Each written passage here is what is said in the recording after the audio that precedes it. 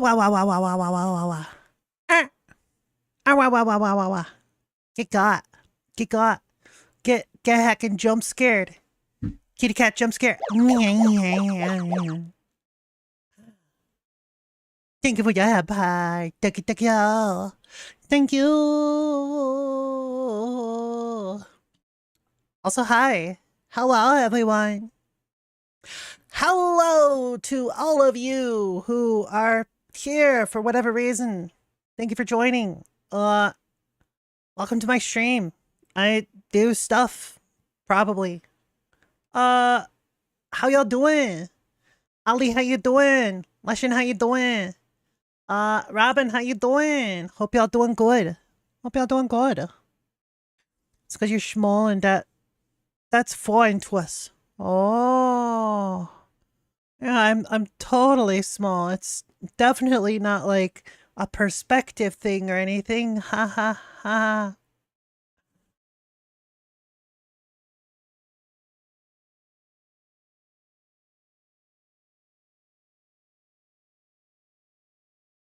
Anyways, you hate protein or is small, just not in height. Yeah, I have a tiny brain. My brain is the size of an ant. It has one cell that's been fractured into a billion pieces. Thank you for your help, Paige. Thank you. Yay! Oh my god. Yay. Yay.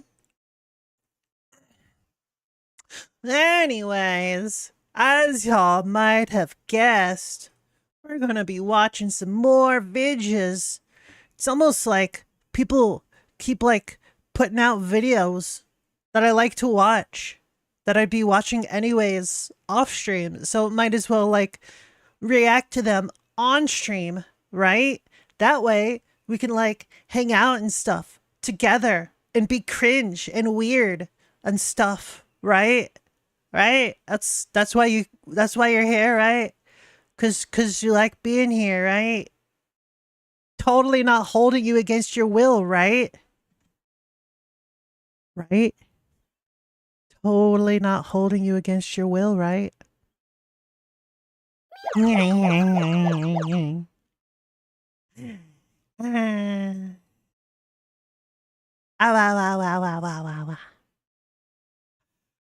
A hostage happily. Yeah, well, skibbity bee bop do bobble de bobble bobble de ba. Scatman. Distract her with head pats and scatter. Hey! But like, if you scatter, then like, who am I gonna cuddle with? Don't you want to cuddle with me? Oh, I guess you don't want to cuddle with me. I guess I'm not worth your cuddles. It's okay. I understand. I understand. Howdy, Culvert. How you doing? If you replace the V in culvert with a P, you get culprit. That means you're sus. You're one letter away from being sus. It's true. True facts. What do you mean you're not sus? Look at how close your name is to being sus. Oh my god. Look at all those head pats. Robin! So many head pats. Ali too stinky for cuddles? Then take a shower, stinky. Just take a shower. Then you won't be stinky. But it's not P, so it's not the imposter. Does that mean it's the imvoster? Because it's a V instead of a P?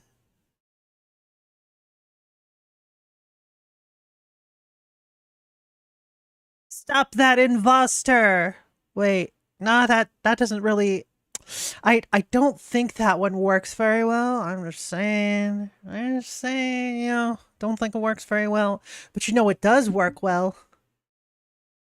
Slurp.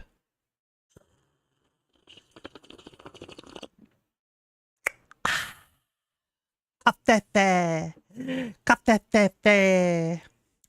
Nom, nom, nom. Coffee.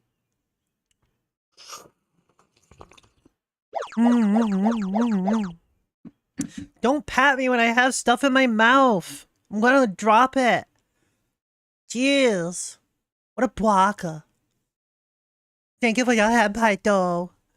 How you doing, SD? You blocker. How's you feeling? I imagine you're probably getting ready for bed. It's like, what, 117 over there? 118 now? There...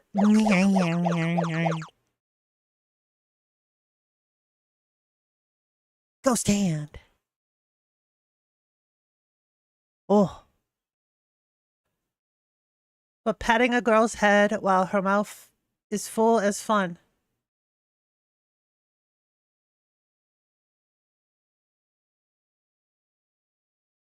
Not sure if sus or wholesome. Not sure.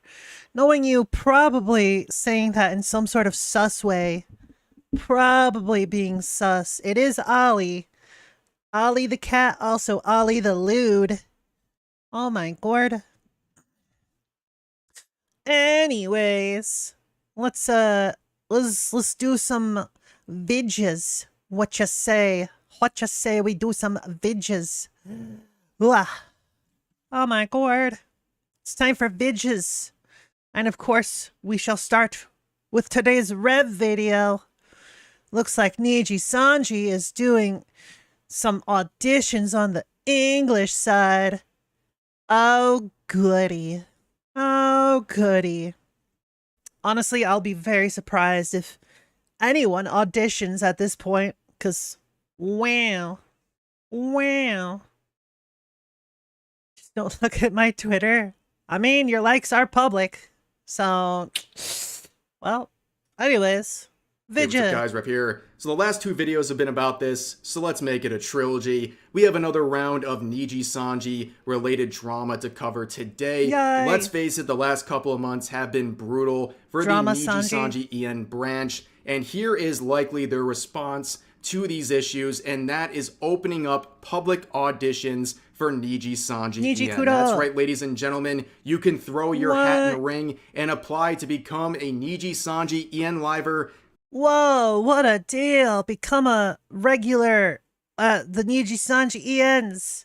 Yeah, totally. Who wouldn't want to join them after all of the scandals and all of the bad PR and all of the shit that it's been through in the past couple months? Yeah, who wouldn't want to join? What a deal. Man, I bet they're totally getting paid more than minimum wage. I bet they're totally getting more than 1 to 2% for their merch. Totally. Right? Right? Oh, what does he say? They're not? Whoa. Oh my god. That's incredible. Oh, what a twist. Right? Who wouldn't want to pay more money to be a streamer, right? My goodness. Today. Now, of course, looking at the past couple of months, including the several graduations and terminations within their agency, this is not too surprising. They're trying to fill in the void and also try to kickstart that stock that keeps dropping by introducing perhaps a few new VTubers to their EN branch. Now, of course, a lot of people are mocking this situation, basically acknowledging that this might be like signing a deal with the devil. Or people saying this, why would anyone, after everything they've heard, referring to the past couple of months in particular, because there has been a lot happening. And if you are someone who is considering applying to be a Niji Sanji Ian liver, there are things you should be aware of, the type of experience you might have with that agency. And I think from the past couple of months alone, we can get a pretty good framework of the potential issues you might face. And I think a lot of this tracks with the experience of Selene/Doki Bird as she has exited that agency. So let's begin here. If you are a Niji Sanji Ian liver, despite being very successful, you still might have issues with management stifling your projects and randomly cutting them off and giving you a hard time. In fact, this might have immense effects on your mental health. Yeah, and you might be told that because your videos feature like past livers that are no longer with the company, somehow, some way, they don't have the go-ahead to put out those videos, even if it's just an appearance. No voice or anything, just like the likeness of them. Yeah, that totally makes sense. Totally. Totally. Yeah. Telling your livers that they don't have the rights to use those characters, even though they're in the company that uses those characters. That sounds awful sus. That sounds awful sus. Just saying. Which they might ignore when they terminate you publicly against your own wishes and sharing information against your own wishes publicly in a termination announcement only a month after you attempted to take your own life. In fact, they will do Niji Sanji, they love your public health and your mental health and all that. They totally want the best for you. As long as you're still alive anyways. And a part of Niji. Totally. What's that? They don't? Oh, that makes more sense. Yeah. this without any regard of your current mental state because they want to make some sort of a public statement about your termination. In fact, during that vulnerable state, you might see some of your Niji, Sanji, Ian, former agency members come out in a joint statement and throw you under the bus for their own self-interests. What? No way. That's never happened. So let's be honest. The ones in that live, that little statement that was definitely totally not forced to be made, feels like they might have been the ones responsible. Huh. It's almost like Niji put them directly in the line of fire. Throw them under the bus. Huh. It's almost like Niji cares more about their investors than their livers. No way. I mean, if you want to join a company like that, that's all you. Guess you'd have to be a huge masochist to do that. In a joint statement and throw you under the bus for their own self-interest, right? To the point where you also discover in that statement that private information isn't really respected within the agency, and random livers in the agency might see your private information. What? Private information? In what world? The documents were just left out, right? So they could just see it. Oh no. What a travesty. What's that? They intentionally showed the documents to the livers? Oh. That's a lot more damning. Wow, Niji. That's pretty fucked. That's pretty fucked. Holy crap. Oof. Yikes. If it is somehow shared with them by management. In fact, in joint statements like this, you'll have former agency members that you shared time with coming forward and saying that your experience is invalid. They will say that the harassment you're reporting is not true because they just feel like it. In fact, you'll have agency members just straight up say, even though you claim you were harassed, there was no harassment here. And when you leave, despite being one of the most successful and productive and hardworking members of the agency, you might find them saying that your termination was negligible, despite the fact over the next couple of months, the stock of the company will drop every single day to the point of reaching an all-time low as we speak. What a bunch of shitlords, am I right? Oh my goodness. I find it really hard to believe that anyone can continue to support and defend Niji Sanji after all of this bullshit. My goodness. And of course, hard work doesn't really seem to be bolstered too much, and you're kind of on your own because, as Dokibird claimed, as Selen in 2023, despite earning over $200,000 in revenue, she did not see a profit because she was spending her own money to fund projects not only for her own channel but for Niji Sanji as well through collaborative events with other livers. And that's not really a surprising thing if you look at the Niji Sanji contract. They do very little to help out their livers. This is something we know because these contracts have been shared by former members over the past couple of months. Isn't like the point of joining like a company slash corporation to like actually have them help you? I feel like that's kind of the point. And like if they don't help, then like why are you there? Like at that point, I guess the only reason to be there is to like get more recognition as a VTuber, as a liver, right? Because I don't know, it's all sorts of messed up stuff. All sorts of messed up. Oh my lord. Included in that contract, you'll have a very hard time making up for those costs of doing business because when it comes to merch sales, you're only going to get 2%. And if you're someone trying to join this agency, that's a pretty big thing to be aware of. You're only going to get 2% commission on merch sales. For reference, over at Hololive Corp, so this is specifically for merch that they were talking about, 1 to 2% for merch for Niji. However, for Hololive, you can get up to 50%. That is a massive, huge, bazonkers level of difference. My goodness. Niji Sanji are greedy little shits. They're greedy and they give zero shits about their talent. They don't care. They just want money. Their only interest is their investors. They're treating it just like a regular basic bitch company, right? They're not treating their talents like people.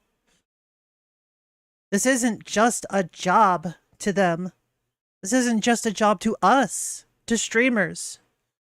Yes, there is a sort of like job component to it, but you have to have like an actual personality to do this shit. Otherwise, people just won't watch, right? So, treat your talents better. Simple as that. Look out for them. And on top of that, as merch companies also pull out, apparently conventions are going to be a very hard time for a potential Niji Sanji Ian Liver because some conventions are already determining that a Niji Sanji Ian Liver is not conducive to a positive convention experience for everyone attending it. I never would have guessed. Wow. Now, of course, at the end of the day, guys, what's most important? Being a part of the Niji Sanji En family. They'll say it over and over again. You're a part of the family. What could be better than that? I mean, yes, family. Just like in that, what's that movie? Fast and Furious or whatever? Family. Yeah. Whenever a business says that it's like a family, go the other way. Go the other way because they're going to expect so much more out of you than any other job that doesn't say that they're like a family. I mean, being a part of the Niji Sanji family, come on. Well, of course, you're a part of the family unless you're white, of course. Or trans, because we all know Luca hates trans folks. Just saying. Or a man or straight or God forbid, all three, because he might have some issues with some of the livers within the EN branch. But anyways, that's some of the dangers you might face if you are someone joining Niji Sanji EN. And of course, all of that lecturing aside, at the end of the day, people are grown adults. They can make their own decisions and apply to whatever VTuber agency they want. If they want to apply to Niji Sanji EN, that's their decision. Yeah. Take it for the head pie. Stick it to you. Man, they are indeed grown adults. And as much as it sucks, they're going to have to make their own mistakes. You can't make the mistakes for them. Sure, you can show them this is a bad thing to do. However, for a lot of them, they're going to be like, yeah, sure it is. And they'll have to have the experience themselves, right? That's just how it be. But of course, we know that if someone wiped out the name Niji Sanji and listed off everything that they did over the past couple of months alone, if someone looked at that and let's say it was a random small indie or a small VTuber agency, people would chastise them. No one would apply for them Absolutely. because they would see the things that they did and they would say, no way am I joining that agency. But given the fact their name is Niji Sanji and that carries a lot of clout, people will overlook everything that's been happening and apply anyways. And that's not surprising because they want to be a part of Niji Sanji and the benefits that come with it. And of course, there's Yes, the benefit of being bullied into oblivion unless you join the clique. a lot of potential problems with joining not only any agency, but Niji Sanji in particular, but there are positives because there are some things people will look at and say, hey, that is such a positive for me that I am willing to overlook other things. And there are genuine positives to joining VTuber agencies, generally speaking. This is something that Dokibird touched upon in a video we're going to watch a few clips from because she probably more than anyone knows the experience of being both a successful agency VTuber as well as a successful indie VTuber. So at the beginning of this clip, Dokibird talks about the aspect of luck. Luck has a lot to do with your potential success, not only as a VTuber, but as a content creator. As an indie, luck has a big role and a very specific role. Just breaking out, okay? As someone who has had a lot of luck over the years, there's things that you really don't have control over that will boost you eventually. It is true that you can be the most talented person in the world, but if you don't catch some lucky breaks, you might not break out of that kind of starting zone of your career. And as someone who has been around here and, like I said, had some lucky breaks, there's things that can happen, like the algorithm just favors you for a period of time and really exposes your content. Or a certain video, for whatever reason, blows up because of the algorithm and gets a lot of people on that one video and then checking out your channel. Or you have a larger channel react to you. Or let's say you might even get canceled for stupid. I doubt any larger channel will ever do any react content to me. Mostly because my content currently is pretty much just streams. So there's not really much to actually react to unless they're gonna go and watch my stream, right? Granted, I did just upload a clip from my channel last night / this morning, technically. And yeah. Can react to you playing indie games. Yeah, well, I'll the blah blah blah blah blah blah blah blah blah blah. Yeah, take that. Stupid reasons on social media and people rally behind you. A lot of these things you don't have control over and it's just luck. Luck is definitely a factor. But as Dokibird talked about earlier in this clip, and we're just kind of cutting through it a little bit for time's sake here, she talks about how the luck aspect is different. The luck aspect is getting into the agency, applying and getting in, because there's so few spots and so many people applying. There's a lot of luck there, okay? But once you get in, you pretty much eliminate the luck aspect because you have a built-in audience and a lot of things are just stable for you. So let's listen to this. Obviously, I'll be going over like why would you join a company and about how, and also like things to be aware of. And like I said, you get an instant audience base. So the audience of the company and of the VTubers that debut before you will be there for your debut, obviously. And I can't even begin to tell you how much of a boost it is. So like whether it's a Niji Sanji liver or Hololive or what have you, a lot of them will have upwards of 100 or even 200,000 subscribers on their YouTube channel or hundreds of thousands of followers on Twitter. And I'm telling you, starting off with that block of people is an insane boost because not only is there oh yeah, that is massive. That is insane. That is huge. Like, in comparison, I am like dust. I am just dust in comparison. Like, I don't really like to talk about numbers all that much. However,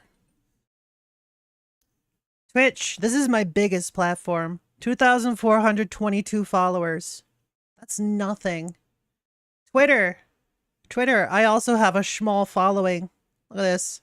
493 followers. That's nothing. Thank you for the head pats. Thank you. And of course, my YouTube. Let's see. YouTube. I have 232 subscribers. Even if you, like, add all of those up, that's barely over 300. Or 3,000. Barely. That's nothing.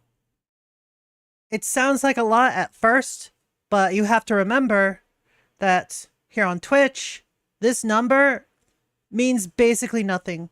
The number that you really need to focus on is viewers. This number. See how there's 6 people watching right now? It's all about average. The average amount of viewers is like what you want to go for. The more viewers that watch on average, the better your content is seen. Because people, this is a psychological thing, they'll see your channel and be like, bigger number equals better streamer. And in a lot of cases, yeah, that is true. A lot of cases. But you know what? We all start at the bottom. We all start at the bottom. It's true. One is average, that is true. Typically, in terms of numbers on Twitch, I average 10 to 15 people per stream, usually. It also depends on, like, when I'm streaming, right? And believe it or not, if you get 10 or more people average on your stream, you're in the top 1% of Twitch. You know why? Because there's a shit ton of people doing streams. So many people. It's crazy. But you know what? There's only so many people to go around. You want to draw in more people, you gotta be more risky. And, like, do more outlandish things. Right? You have to draw in their attention. Myself, personally, I'm not really actively trying to draw attention or anything. If I was trying, then, like, I'd be making... Think of it, head packs. I would be making, like, shorts videos and, like, extra content. And doing, like, things similar to what the big channels do. Because that's what gets views, right? But, no. I don't feel like I'm capable enough to do something like that. You know?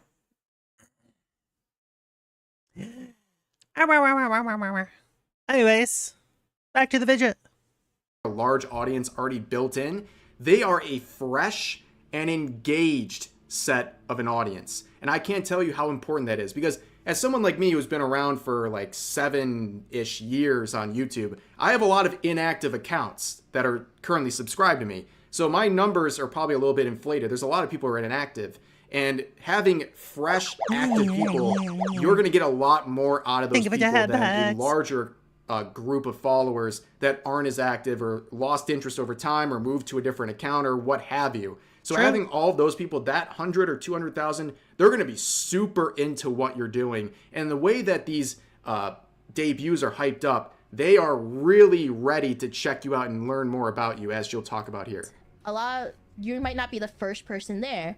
You know, it might not, if it's not a new company that you're starting, there is already the branding involved. So you're going in with like an established audience. And because of that, that's why a lot of people want to join.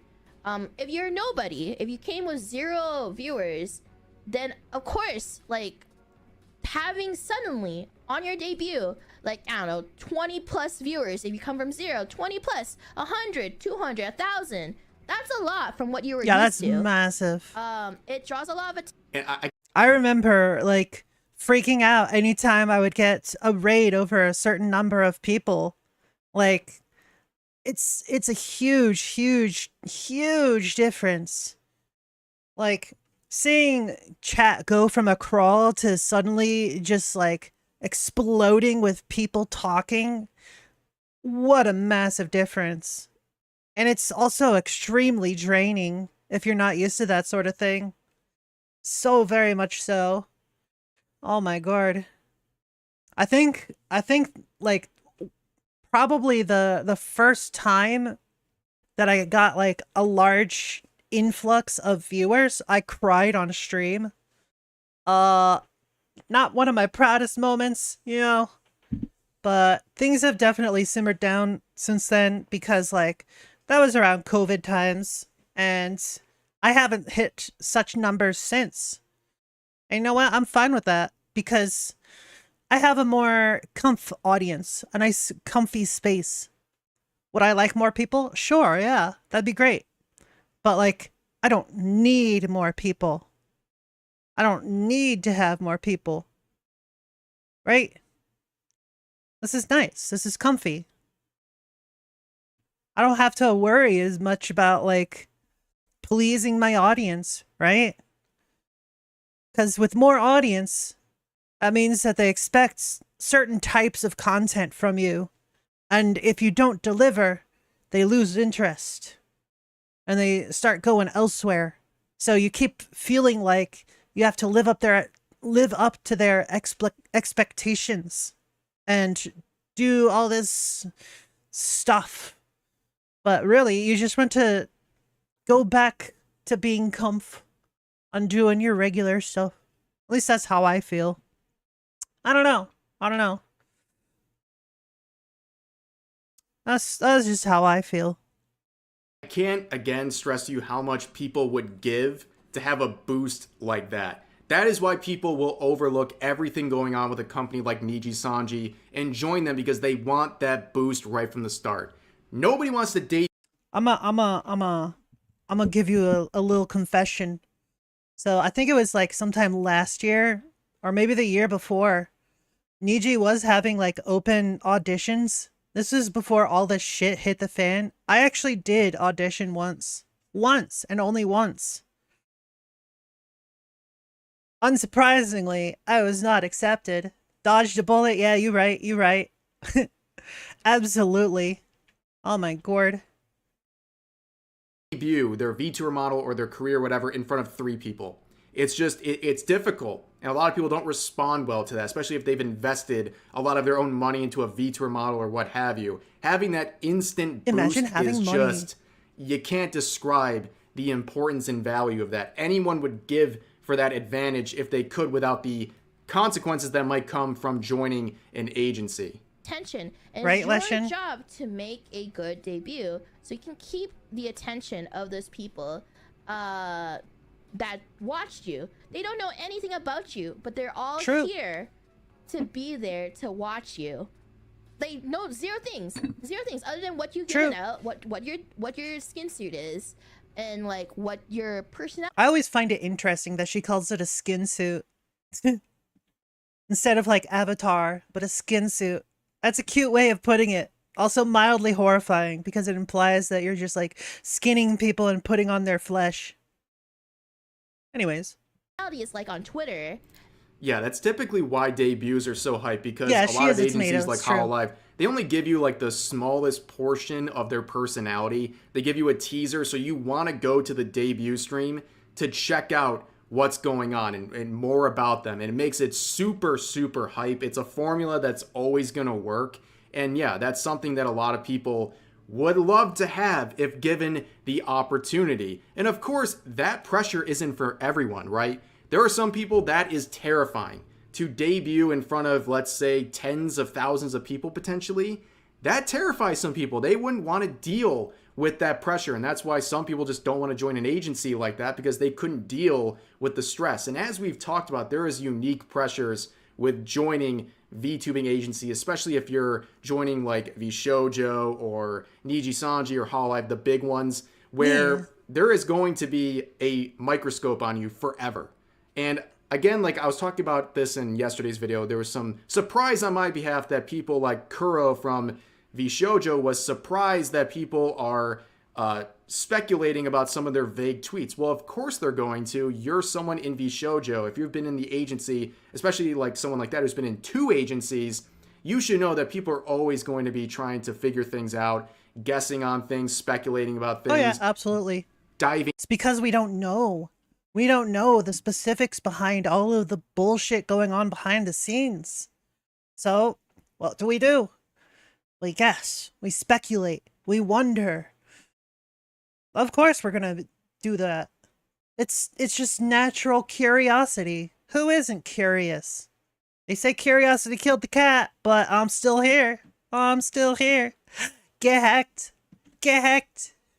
Deep into things, looking for more than there probably is. That's just a part of joining these things, and that's a pressure a lot of people really can't deal with all the time. But let's move on to another reason she lists for Yo, Leshen, you know who else had cannons? Frankie. I know it's a different kind of cannon, but hey. joining companies, some of the benefits. Another reason why is because you get a group of people to collaborate with instantly. And this is one of the things that I've learned as an indie, how it's very difficult as an indie is to find a group of people or a collab group that you want to. Now you're fine, Leshen, don't worry. With.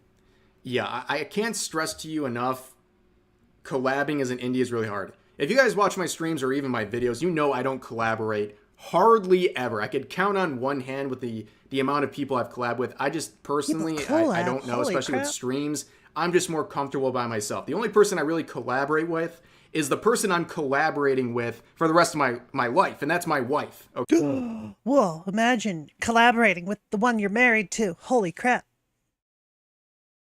Totally unexpected. To be fair though, like, in terms of like indie collabs, I think the majority of us are just like too anxious / nervous that will like get on the nerves of the other person, so we don't really reach out and try. Like, no matter how big the person is, we're just nervous. Like, what if it goes well? But like, what if it goes horribly wrong? Right? That sort of thing. We're always up inside our heads. And there's not all that much we can do about it. You can only do so much before your brain starts to leak out your ears. Okay, I'm just more comfortable with her, and that's just the way I like to do things. But overall, like, trying to find groups to collaborate with is very difficult to seek out, and a lot of people, they're going out there Absolutely. basically taking a chance on a lot of people when they collab, and they're often surprised by the people. Maybe the vibes aren't right, or you deal with people who are really unprofessional, or they just don't have a very good way of carrying themselves in a collaboration. They're not trained properly, or they don't have boundaries, or they're not very cognizant of where they are and what's going on with the stream. All very true things. I've been guilty of some of those. Definitely. Absolutely. Like, I'm the type that I often get distracted. Like, if I'll start out like paying attention and all this, but like sometimes I start getting bored and then distracted. Cause like I don't really do multiplayer stuff all that well unless I'm actively doing stuff. Even when I'm actively doing stuff, I still sometimes get distracted. Like, if you've ever watched me play Pal World with Leshen or with Calling, sometimes I'll just end up like just standing there, like mildly overwhelmed, because it's like, okay, so this is what I'm doing. This is what I've been doing. What do we need to do next? And all this stuff. I'll just kind of sit there and think. And then it's like, do I really want to continue? Do I want to like do something else? I get all up in my head, you know? And then it's like, what do? What do? So I just get these circular thoughts going. Eventually I either get snapped out of it by someone else, or I just have to snap myself out of it. Be like, okay, just stop thinking about everything else. Pick one thing to do. One thing. Just pick the one thing, go for it. And usually it's either like, all right, I'm going to go do dungeons. This is still Pal World for the example. I'm going to go do dungeons. I'm going to get like stuff. Or I'm going to go catch dudes. I'm going to catch lots of pals and level up. Or maybe, you know what? I don't feel like doing either of those. I'm just going to go flying around and collect statues. Yeah. We'll collect statues and go get the teleport points. Yeah, that'll be good, right? You just gotta pick one thing, focus on it, for better or for worse. That's generally how I do things. Or spend 2 hours decorating a single room. I don't spend that long. Man, come on. I spent like 10 minutes decorating your room. Like, come on. That was nothing. Jeez. Stop calling me out. What a baka. What a heckin' baka. Jeez. Stinky lesson. When you're in a professional agency, you're dealing with a lot more proper talent who are much more informed and specialized to do a collaboration with, and they have a joint interest in having a good collab. It's not just good for both of your channels, it's good for your agency as a whole, and that's something that's really big. And be able to like organize something really easily in general. So in a company, you can literally just ask anybody. Like, there might be a server or something, and you can just be like, at everyone, I want to play this game. And I need people to play there. I need 3 people. And but in an agency, first you have to ask for permission to play that game, which can be a major stopping point. Yeah, I've heard all about it. Mostly through the videos where it's like, hey, I can finally play this game that I've been wanting to play, but the previous place that I was at wouldn't let me play it. For example, Doki Bird with Neopets and Garfield Kart. And then recently Maidmint played that one game that I can't remember the name of, that she wasn't allowed to play in her agency account. So yeah. Understandable. Have a nice day. And that is why one of the reasons why people want to join. They want a sense of community, and they want a sense group of people to be able to play games with, or like to be able to... I've seen people very recently even talk about like the fact that like there's many layers that will make it difficult to even find a collaboration based on a game, because there's a lot of clickiness too in the indie scene. And yeah, there might be clicks within an agency. We've seen that. But overall, you guys have a joint interest and you would want to work with each other. And it's a little harder to ignore each other or to basically blow each other off in a collaboration request. And it's something that's very important to have that built-in group of people to work with. But here's one last thing I want to highlight in her portion of this clip here. And another reason is if you're a singer or a dancer. So the reason why I put that is that it's very beneficial for if you have talents in singing or dancing to work for a company. And because of that, because the reasoning is that a lot of the biggest events that VTuber companies do, it doesn't matter how big or small, are concerts. And yeah, that's singing. true. And if you're talented at singing, you will get picked to do concerts. If you can sing, you'll get those opportunities to perform around the world for fans. In other words, if you're auditioning for a company, probably a good idea if you send in like an example of your singing. Just saying. Since you're under a group, you can do big group concerts with lots of other singers, and it's much easier to set up versus as an individual. Yeah. I do really like singing, but like I am not a very active person, so dancing I feel like would take a lot of additional effort, not just on my part, but on anyone else's part if they're trying to like get me to remember choreography. Like the extent of dancing that I can even remember is just like the stupid little Lethal Company dance. I can remember that. Unlike caramel dancing with it, where it's just the ears on the head, that I can remember. Very simple, very easy. I could do those. I can just barely do the floss because very simple movements. I could probably hit the gritty. It's very simple, but Generally, anything more complicated than that, probably not. Probably not. That plus, like, my going back to the singing, my taste in music, I generally prefer like the more silly types of songs, like more meme type songs and like generally fun songs, not really the emotional stuff or like I don't know. I don't know really how to put it. Y'all understand what I mean, probably, hopefully. Yeah, like imagine trying to set up a music event or some sort of a concert by yourself. You pretty much can't. It'll never have the budget, it'll never have the production value True. that you'll get from a agency concert event or something like that. We see events with all of the big agencies, they are a huge deal and they're a huge promotion for the agency and all of the members included. And also True, absolutely. Generally, with the extent on a of an indie talent that you'll get is like probably just karaoke. That's about it. And if they're doing any type of dancing, it'll probably just be in VR chat with full body tracking. That's about it.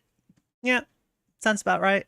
it takes off pressure too. Like if you're one of 15 people in this concert, there's a lot less pressure on you than one person trying to run an entire show. So that's something else that's a benefit. As you can see, there are very big benefits potentially for joining an agency, but that is something that comes often with other costs, and that's something we can talk about. Now, in previous videos, I've talked a lot about the benefits of being independent, and I think just doing it very, very generally, the benefit is having less rules and guidelines to work on. You're much more free, That of course. too, yeah. You still have to deal with the rules of places like YouTube or Twitch or other platforms, but generally, you can stream whatever game you want. You can talk about whatever you want. You can collaborate with whoever you want. You're a lot less restricted. You also don't have to give away portions of your revenue to management. You don't have to deal with the possibility of terminations or things like that. There's a lot of freedom that comes with being an independent VTuber. And personally, I would always want to be independent. That's always been my thing. Well, myself personally, I'm not sure if I want to like stay quote unquote independent because like as a person, I struggle with a lot of things like mentally. Cuz like for those of you who don't know, I'm like autistic, you know. And that makes just everyday life tough sometimes, you know. And sometimes I feel like I need some help. Just like someone to tell me, "Hey, why don't you just do this today?" Right?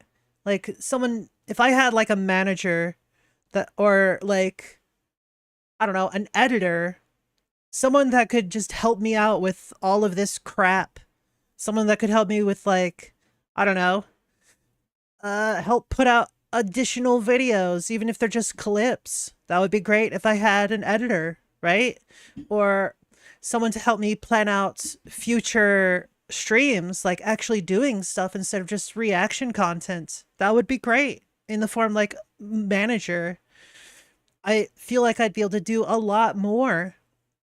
But as it is, I can't really afford either of those.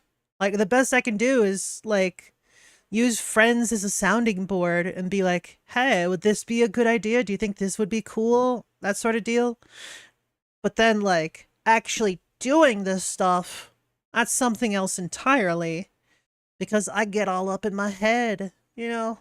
I get up in my head and I start thinking this and that. So much anxiety. So generally I just default to what's easiest for me, which currently has been React content because I haven't really been feeling like playing a lot of games. And the games that I do want to play, I don't own. Because who would have guessed? Games are expensive, especially if you want to play something new, right? Now, granted, I could go and like actually finish games, but you know, I don't know. Finishing games, I get bored of games rather quickly. it's really unfortunate because like I'll get used to the mechanics and then it'll be like, all right, all right. So what else? What? There's no new mechanics. We're just doing more story stuff. If the story doesn't have anything like really engaging to me, like really grabbing my attention, chances are I will not finish the game. But if it's like something that's let's see. That's why I really like roguelikes and roguelites and like unlocking stuff, all that jazz. It's great to me because I don't have to commit to any big like end game stuff. There's no risk. I just play a game 20, 30 minutes and then I'm done with it. And you know what? Every time I can have a new build because it's like slightly randomized or entirely randomized, depending on like what you're playing and all that jazz. Yeah, it can be good, it can be great, but yeah, generally, man, I really do miss back when I would actually try to finish games. Back when I didn't have like choice overload or whatever. Like choice paralysis, that's the word. Cuz like back in the day, uh you could go out and rent games, right? Just rent a game, take it home, play it, and you only had so long to finish the game. And if you didn't finish the game, well, guess what? You'll have to rent it again or buy it, right? Blockbuster times. Yeah, exactly.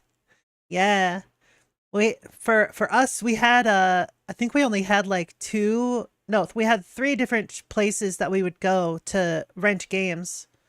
So we had the Blockbuster, we had two different local shops. One was called Giant Eagle, which was like a supermarket, but they also had like the videos and gaming rental service part. And then we had a Roadrunner video.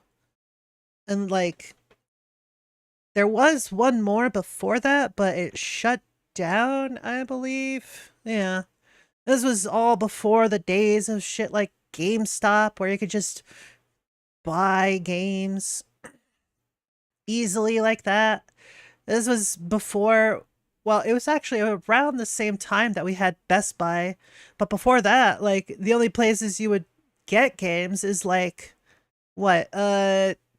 What were the ones? Toys R Us in like E-Bombs World or whatever the heck it's called. I don't know. I never went there. But yeah, there were very few shops that actually sold games. So for the most part, rentals were the best option to get anything really. So we would go out and rent games. And if we didn't finish it, well, either re-rent it some other time or find somewhere to buy it if you really, really liked it. That's just how it go. Oh, and there's an ad on the YouTubes. Not YouTube, Twitch. That is Twitch. Twitch has ads. Just a casual reminder, if you don't want ads, easiest way, go to my YouTube. Just watch on YouTube, no ads there. Ow. Anyways, back to the video. The only thing that's ever been really in a lore for me is the possibility of some protection when it comes to your accounts, whether it's like on YouTube getting strikes. You could get it much more quickly dealt with if you have agencies who can contact actual humans at YouTube, or at least have a better chance than you. I have only ever gotten one strike on my YouTube ever, and that was my own bad. I was 100% my fault. But overall, that's not enough for someone like me to want to consider it. But again, at the end of the day, people have their own preferences. And when it comes to agencies, I know it's a very good fit for a lot of people. But overall in this video, talking about Niji Sanji Ian in particular, there's a lot of things to consider. You know, I get the benefits that are there, but also take that with a grain of salt and keep in mind all of the things you might be overlooking in your excitement for joining Niji Sanji. But that's going to do it for this video. As always, I appreciate you guys watching, and feel free to share your thoughts about today's topics in the comment section down below. Hope you guys enjoyed the video, and I'll see you next time. Oh my god. Here it is. Oh, hey, look, it's Ubisoft. Wait, no, that's Jabba the Hutt. My bad. Ubisoft has responded. They've heard all of the videos. So basically, you buy the game, and there is a mission that is artificially locked because you only paid $70. And this is guys, look at the price difference here. $110. And now they're finally coming out and addressing the controversy. This right here, I think this might be the person who makes the game. It could also be the CEO. I'm not sure. Could be, Let's see what he has to say. The later bonus triggered widespread fuming based on some perhaps ambiguous wording that this mission was the one and only Jabba the Hutt mission in the game. It's definitely not the only Jabba the Hutt mission in the game, according to Ubisoft. So it's not a cake made out of shit, but there's a piece of shit on the cake. Oh, okay. Well, that makes it so much better. Right. The mission will be available to those who purchase the season pass or an edition of the game which includes the season pass. But rest assured that your appetite for the Hutt will go sated in Star Wars Outlaws whether you pay big or not. And just quietly, I understand the principle of the thing, but how many people play every single piece of side content in a Ubisoft game? So let's use some logic here. You guys want to use some logic? So basically they're just saying, why you so mad? Why you so mad? You're probably not even play side mission anyway. Why you so mad? Why you get so angry? Like, oh my god. That's how they sound. That's how they sound. Pretty annoying, ain't it? I, for one, in open world games, I play a lot of the side quests. You know why? Because most of the time, the main quests aren't very interesting. They're just not interesting. Plus, when you're doing side quests, you can like level up, collect new stuff, and like become a better character, right? So why would you spend your effort progressing the main plot if you could do side quests? That's how I generally do it. If it has no value, they wouldn't have paywalled it. It has value by the nature of the fact that they paywalled it. If they think that the mission isn't that big of a deal, wouldn't the people who paid $40 feel like they kind of got scammed if it's a really small mission? If it's not a big deal, then are you scamming people out of $40? Because it's either a lot of content that has a $40 value attached to it, or you're scamming people out of $40. Scamming for sure. I actually think that this kind of is a scam because the person who's buying it, it's not accurately explained what the actual mission is or how long the content is. So like it's intentionally ambiguous in order to get more people to buy it. Targeting people specifically for FOMO, fear of missing out. It could be the best mission in the entire game. It could also just be dog shit. Like absolute dog shit. But you're not gonna know until you pay the money. Or, I guess, you could just like wait until it's on YouTube, someone doing it, and then you can judge yourself, see if it's worth it. Either way, really shit way. Really shit way of doing this. Whenever you try to make a person purchase something like that, it's kind of a scam. Man, this game is, I mean, that just pretty much says it all, right? Yeah, yeah.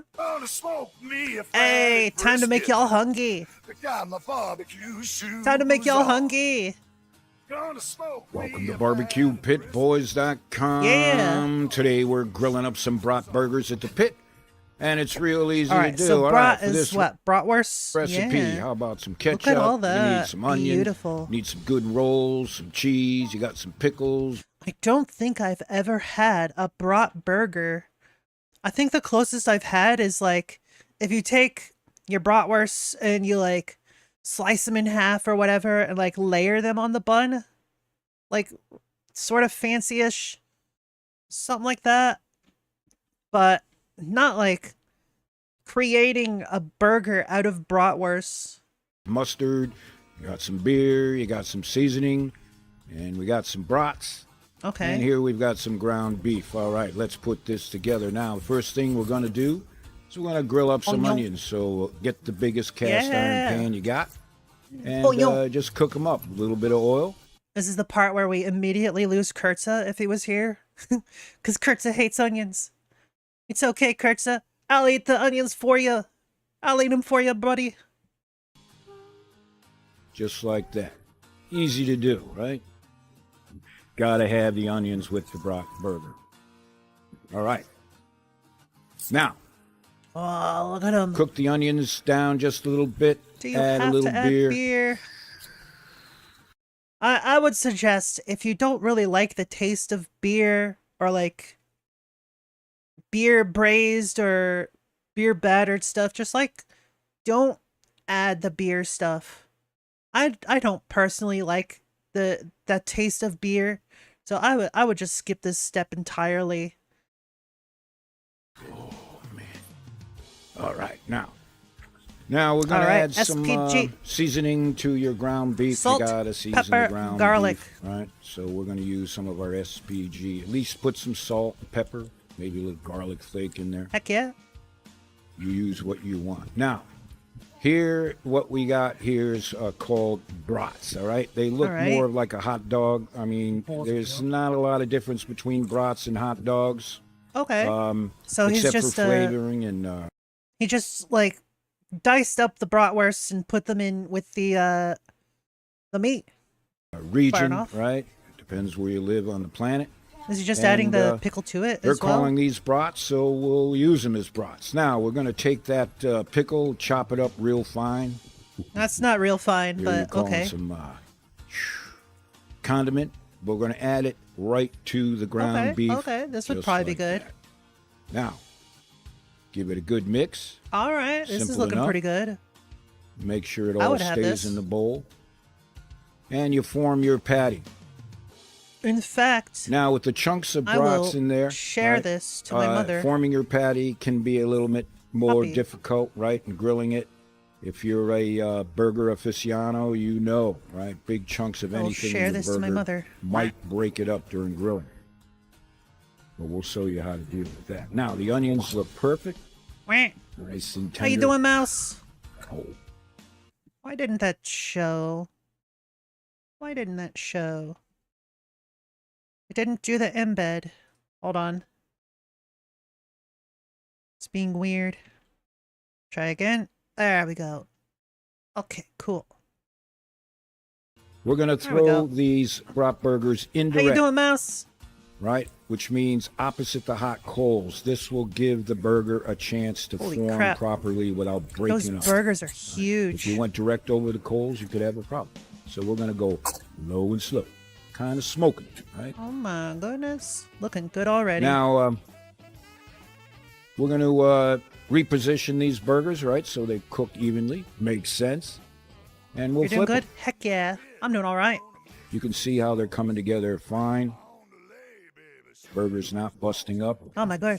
It feels like I've had a few moments during this stream where I've just like gone into autopilot and then like I've just like snapped out of it. I don't know why. Maybe I'm just like getting into the flow of streaming or like something. Maybe I'm just weird. Total control. All right. The burgers have been cooked. About 160 degrees Fahrenheit internal for safe. And now we're going to put on some cheese. Use your favorite cheese, like a milk cheese. This is more of a provolone. Oh, yeah. And as you know, provolone melts perfect on a burger. True. All right, let's set these up. Choose your favorite condiments, but we're using ketchup. You got to have ketchup on a good burger. Changing seasons make me zone out. That's fair. I don't know what planet you're from. It is sort of around the temperature in my room to where it's easier to zone out. It's currently 79 in my room, but I've got both of my windows open and it should be around 60-ish outside. So things are cooling down slowly but surely. The reason why it's slowly is because, well, I've got my monitor, my TV, my computer, my mini fridge, which only holds like not very many drinks. But yeah, I've got several appliances that are heating up my room, which isn't great, but you know, it is what it is. Now we'll spread some mustard on. That's optional. And here we've got that grilled onion. Get that onion on there. And the cheese is melted God. on the burger. Look at that. That's a It's so beautiful thing right melty. there. Oh, it looks so We're eating good. good tonight, Martha. Oh my Got to get goodness. in touch with us. That is a monster. All right. Now, you I feel like he definitely should have gotten like bigger buns for that. Also, I don't think he toasted them. He didn't toast these, did he? I don't think he toasted them. That's an oof. He did not toast the buns. That's a shame. got to get in touch with us. All right. Now, you dress them up I like a suggest anytime you're having any sort of burger, toast your buns. You will not believe how much of a difference it makes until you start doing it. You never toast your buns? Definitely should try. You can do it on a grill. You could do it in a fucking toaster. I wouldn't recommend a toaster, but it works. You could like do it in a pan, just like put a little bit of butter down on the pan and get them nice buttered and toasted. Very delicious. You could even do it in your oven. Like just put it on broil. Put the rack nice and close to the top. Broil it for like, I don't know, a couple minutes or something until it gets toasty. Right? Hot take, pickles ruin a burger? Well, that's just a you problem. I, for one, love pickles. Pickles are great. I love them. But, you know, everyone has different opinions. said the way you want. We're going to put some pickle on here, like a dill Everyone pickle. has different opinions, different tastes, different allergies and shit. There's people who wouldn't even be able to eat this because it's got sesame seeds in the bun. Now, because we know you're going to be asking, we're going to give you a look on the inside. Oh yeah, let's Now, this let's is what see we it. call Let's a see it. brat burger. Oh yeah, heck yeah. And as always, That looks we delish. apologize for eating in front of you like this. What we Delicious. call this pitmaster Oh my privilege. Oh my And god. if you want some of that Hey, what's up, pitmaster Solace? How you privilege, doing? you're going to have to make your own. So give us a shout out, a thumbs up, Wah. follow us. We appreciate Heck. your support. Squirrel! Squirrel! Heck you! Heck you! How dare you? How dare you raid me? What a heckin' baka. Jeez. What the heck? I know you said that you would get me back, but like, bruh. To be fair, I was getting you back for your initial raid on me, right? So, heck you. Squirrel D's nuts chimu gao squirrel D's nuts chimu gao squirrel D's nuts chimu gao squirrel D's nuts chimu gao squirrel D's nuts chimu gao. Well, I see how it is. I mean, if anyone's gonna have these nuts, it's gonna be Squirrel. Well, it's gonna be Squirrel. I'm sure Squirrel loves putting these nuts in his mouth. Just saying. Been a while, you look different. Yeah. It's a free model. This model is absolutely 100% free. It's using this thing called VTuber Kit. It's basically like if you use a P-Crew character creator, but like you can also VTube with it. It's a pretty lightweight program, only like 200 meg or something. It's pretty nice. Pretty nice. Yeah. Anyways, thank you for the raid, Squirrel. Thank you. Thank you. Oh my god. For those you don't know me, I am Orsolanus. I am some sort of cringe cat VTuber of some sort. I do variety. Currently doing react content. Just basically watching videos, reacting, giving my 2 cents, and all that jazz. Recent games I've been playing include, let's see, Power World, Brotato, Cult of the Lamb, Path of Exile, stuff like that. Generally, if it has an RPG aspect, I will enjoy it. For the most part. But yeah. Yeah. How was stream, Squirrel? How was your stream? You blocker. How was it? Was it good? Resident Evil Code Veronica X HD. Oh. I thought you were doing Mega Man X4 today. I saw that in Ko's general chat. It said that you were doing X4.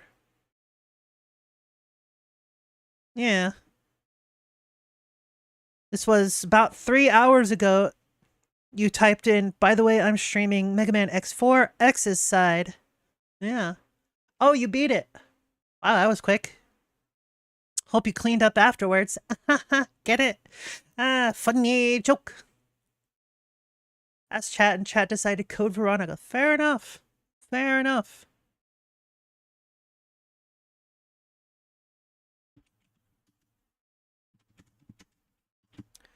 Pardon what? Just responding to a DM. How? Oh my god. All because it had a girl's name on the title. Really? That's all? Just... Oh, okay. Hydrate. I can do that. Y'all better hydrate before you dehydrate, folks. Ow. Delicious. I've got my caffeine fluid. I mean, Pepsi wannabe. It's the worst one of the tank controls RE games. Oh, I believe it. I believe it. I've heard that it has, like, one of the better stories, though. Even though it has really bad controls. I could be wrong. Could be wrong. Anyways. Off to the next video. Oh, hey! Coefficient is next. We have a co-video next. Yeah.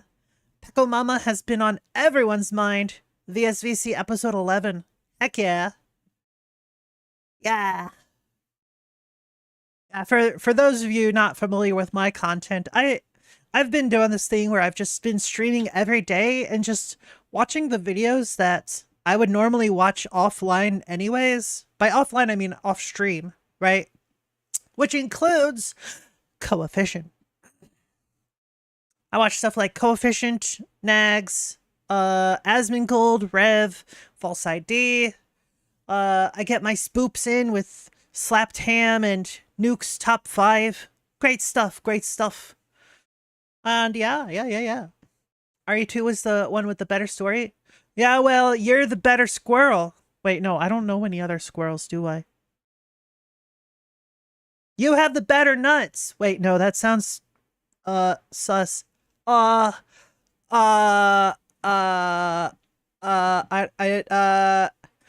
saw nothing. You saw nothing.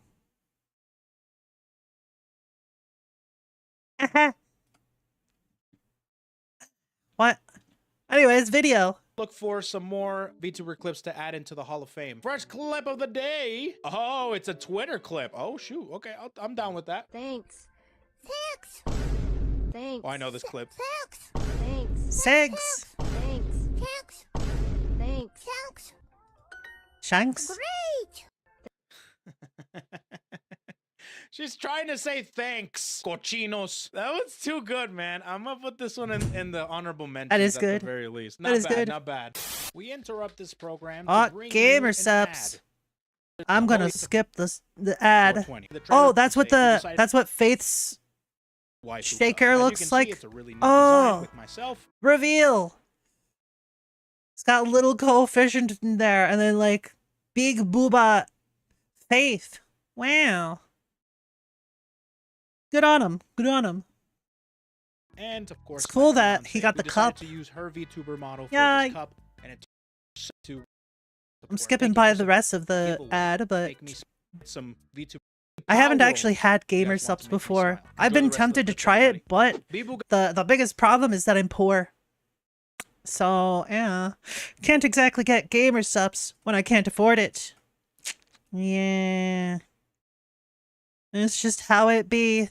It's just how it be, you know. got yeeted to space in Pow World. Yeah. Fair enough, Culvert. Ebu. Planet needs me. Oh. What? Where are you going? Hello? My planet needs me. It would have been even better if it did the DuckTales music going off to the moon. I feel like a lot of people don't know that song. Hold on. DuckTales moon theme. It's like one of the best themes. Original NES. This one. I'm not playing it anymore because it's probably copyright. I'm probably going to get clapped anyways. Just say. Oh yeah, that one. Such a great song. So good. Those proportions are outrageous. Let's see what happens. Whee! Whee! What the? Wait, hold on a minute. Cheek to the sky. They played it! They played the thing! They did the thing! I was just talking about it. I was not expecting that. Oh my god. That is beautiful. They did the thing. Take to the sky. It is so satisfying to like semi-predict something. I've been doing that a lot more often, like with this React content, because like I'll make some commentary and then it'll be like just a little bit after that the person talks about the exact same thing. It's like, whoa, huh, I'm becoming more informed and know more about these things, so my commentary is actually accurate. Meanwhile, if Asmongold is talking about something like that, it's like chat is just like pre-watched, you know. Good stuff, good stuff. Anyways. You can fly? I mean, I imagine this was early on. 2 months ago, so I imagine this is patched out. By the my way, goodness. New Power World Beautiful. update coming very soon. They're going to be introducing PvP. Kyla's going to get on that so quick. Remember? Oh yeah, true. They're introducing this arena thing where you can take in, I believe, 3 pals, and you can also fight yourself, right? Well, I mean, like, you yourself can fight. I had to phrase it differently because it made it sound like you were, like, fighting yourself. But no, you're fighting another person, right? And they have the same restrictions. 3 pals plus you versus other team. Yeah. Yeah. Remember when she made that Salamandrate or whatever, the Salamence rocket launcher POW that she had, right? How far can I go? Actually, I'm really curious. Hmm. Wow! Look at the view from. Does it not eventually stop? The Maybe rubber I should duck. fall now, so I don't die too far. Yeah, it does eventually stop because like the ability will run out even if you don't use the shots from it. Far off from my base. Okay. Whee! Okay.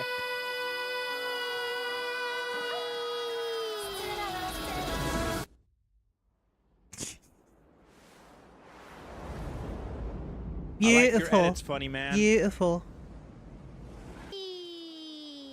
Bonk. What? Huh? Yo! Bibu Pro Gamer. Holy crap, what a pro move. What the heck?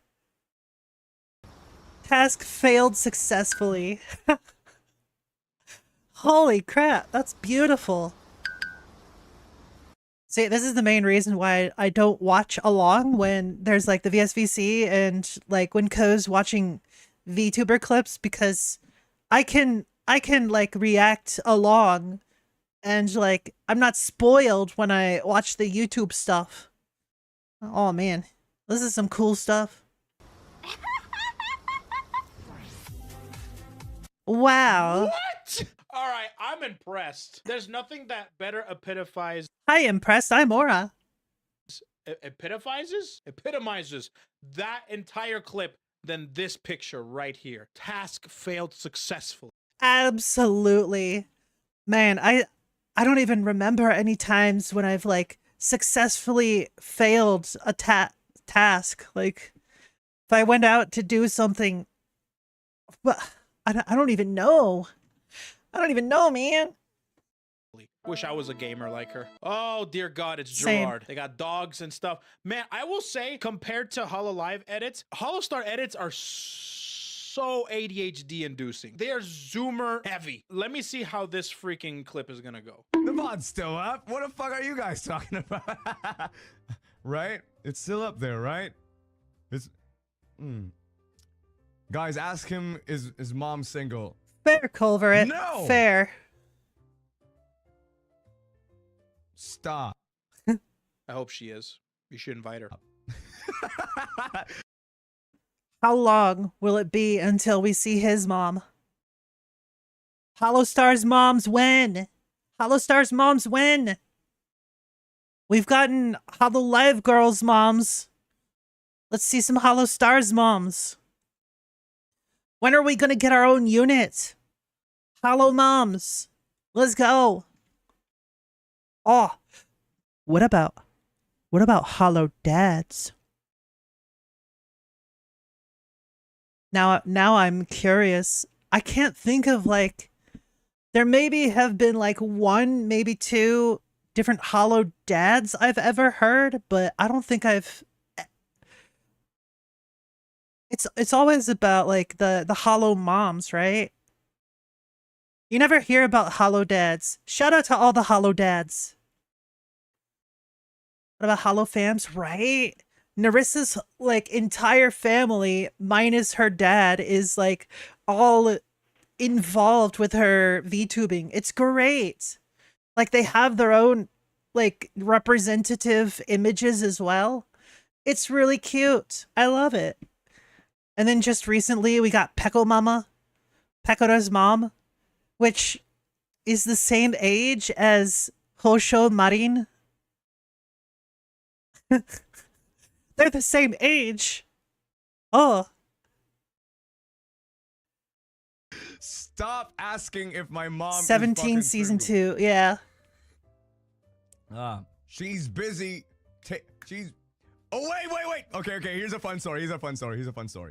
Okay, here's a fun story. So, actually, my friend Go asked on. the same thing. My friend asked the same thing. Friend, Here's huh? a story time.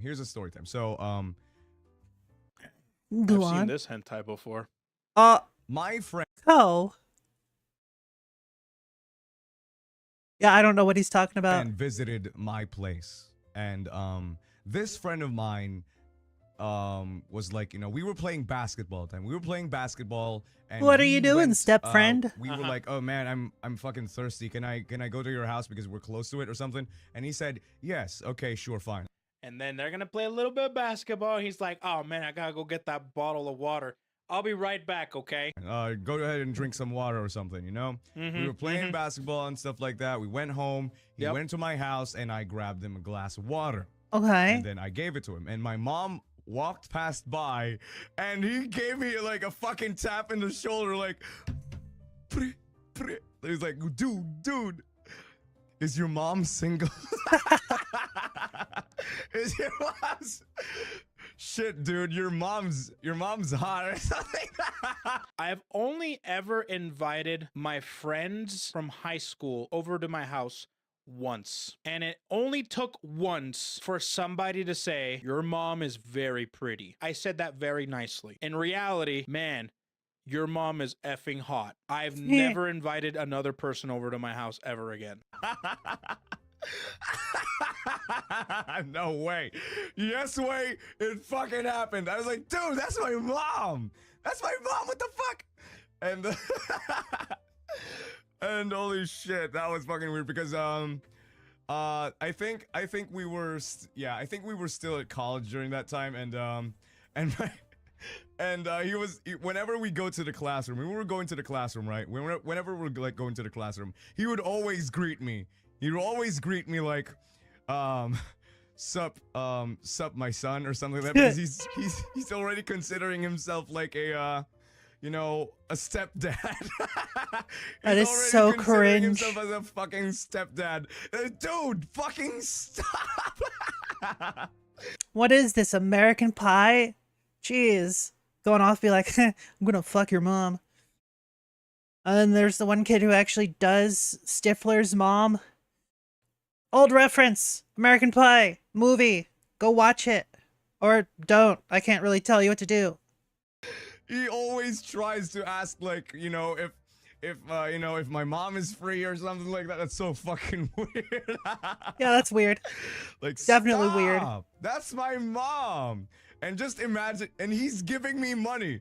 And he's like, knock allowance mo. American Pie movies are goated, right? Also, Look, how you doing, Reps? Son, here's your allowance. He's doing like that. Just because you said that, Mouse, I am going to go specifically for your mom.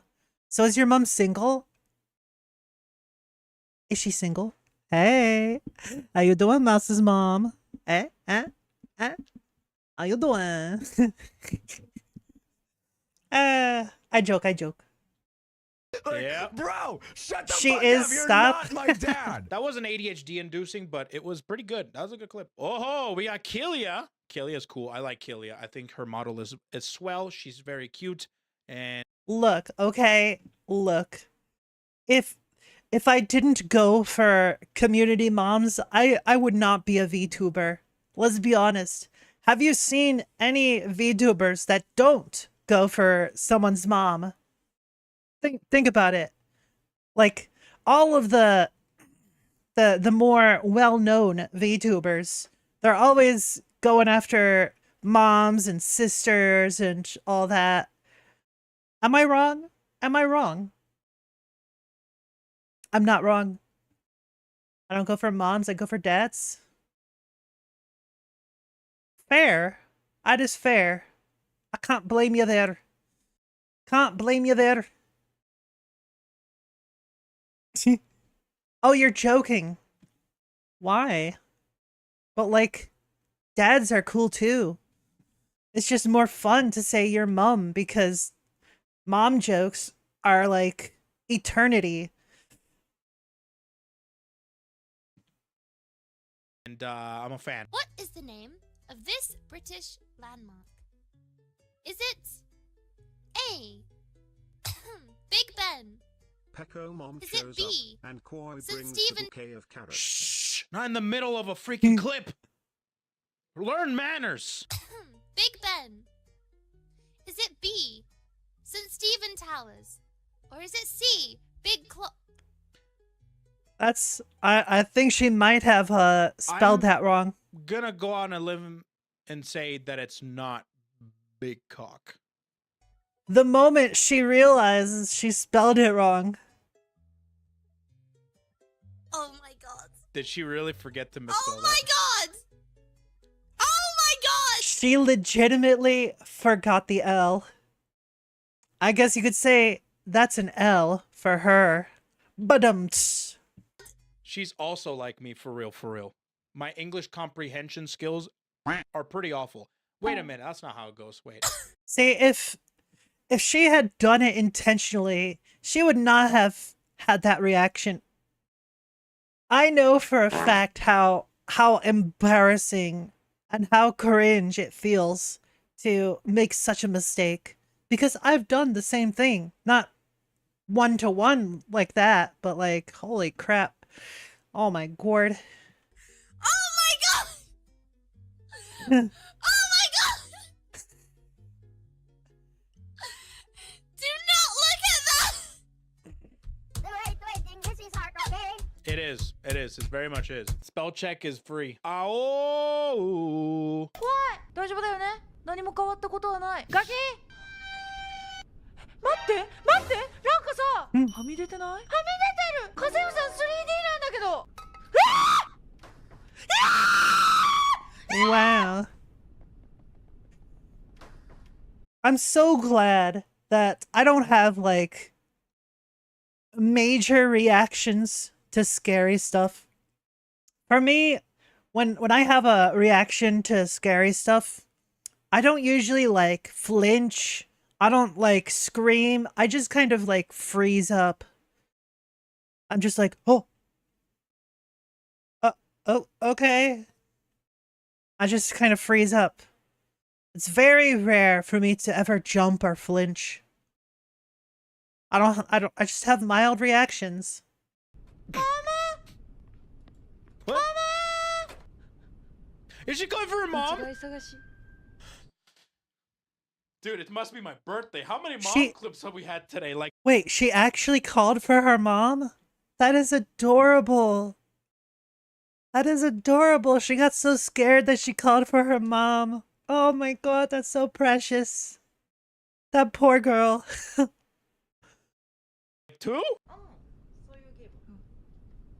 でも怖い I love it when her mom shows up. 2D が 3D になったりすんだこの人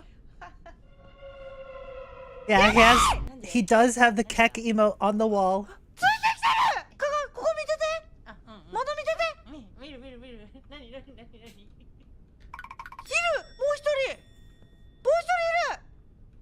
ほらいるよね異変だ帰ろう吹雪先輩吹雪先輩いたの吹雪先輩どこにいんのじゃ画面にはいない吹雪先輩を異変みたいに言うな Oh, the mom knows who Fubuki is and stuff. Dude, that is a good mom. We need Ao's mom to debut. We need every mom. Let's just get everyone a model. Absolutely. We need Hollow Mom. We need the Hollow Mom unit. Absolutely. Oh my god, there's so many great moms in Hololive. Like Ollie's mom, Pekora's mom, Narissa's mom, who else? Kobo's mom. All so great. They are all so great. Absolutely. We need a Hollow Mom unit. Oh my god. 100%. How about that? I think my business proposition is fair. I think my business proposition will make Hololive and cover some money. And I think everyone will be happy if we do it. Next clip. Mama, yes. Animation of Peko Mama. Yay. よししててバブーよしよしバブー次いきますね Nyah. じゃないんだよちょっと待ていいじゃんいいよママの配信ペコーラのチャンネルでとんでもないことしてんじゃないよ何ママさんプレイみたいなことしてるんだよ何がよしよししてるさよしよしバブーはって言わなくていいだろ確実に完全にさコメントでペコちゃん邪魔しないでって言われたらうるさい I don't want That's to really be cute. mean when I say this, but if she just did a stream where she just did just chatting with just her mom and she didn't even show up to the stream, I would be happy. Love you, Pecora, but I think your mom should do a stream just by herself. Absolutely. 皆さんこんにちはコンペコうさだけですうさだけマジなんか初配信邪魔しないでって言われてんだけどさいや Her model was so cute. ですよ皆さんねえペコちゃんそんな怖い声出さないであはいBut Pekora is always yelling and shouting. マジデビューしませんイエーイペコちゃん怖いみんな怖いよねいや怖いよねじゃない怖いよねじゃないよ右のウサギうるさいなちょっとそうですねもしかしてペコラ今邪魔ですでもペコちゃんがいないとまた Peko's chat based. Ollie stares into your soul. Kureiji Ori. Go get your egg and talk about it. Blig. Should I grab it? Yeah, grab it. She's 100% doing that intentionally. It's great. Ollie is hilarious. This is my egg. I made it really last minute. Okay, beautiful. Hopefully this egg will bring you much luck. Hello everybody. You probably thought that I was Gura, but it was me, Mori Calliope, the entire time. Sorry. Okay. Welcome. Every time. It's our playground. Did I say Battlefield? I mean, Stares directly at the camera. That is I don't know, man. hilarious. This is really hard to not smile at. me all. Oh man, someone should have saved that one for You Smile, You Lose. Oh, that would have been beautiful. Come on, missed opportunity. And who? I think that's just me only. Okay, then let's. Callie, you didn't do a second run yet, did you? No, I haven't. Yeah, Okay. I'll do it now. Callie, second round. Ollie, second round. Iwowie, second round. So, how does this game work? I'll explain it for the audience. Don't turn your head. Yeah. He did it. Be a tackle. Keep looking at the camera. Who has enough confidence that they can... Anna wants to be a tackle. They're just turning around to Oh the my camera and goodness. just staring right into our soul. That was Pretty good, man. hilarious. All right, hold on. I gotta give That this was one an honorable beautiful. mention. This one is too funny. I actually really like this one. We got Oh, man. Kenji. I actually think Kenji is super funny. Kenji, your mama look pretty good. Kenji finna be a dad. I told you that's my goal, bro. 2024. I'm having a baby. Kenji, if you want kids, you got to get bitches first. My mom's here. Have some respect. Shit, I agree. Based mom. What? Based. First. My mom's here. Have some respect. Shit, I agree. Better get What yourself a bitch. That awkward silence at the end was Just this awkward what sold it silence, there. slow Oh, turn. and What the and fuck? the twins are here. Everyone, pay attention. The twins are here. Lamoko, bow bow. I'm gonna make you say what I wanted you to say for a long time. Do it, do it, do it. Okay.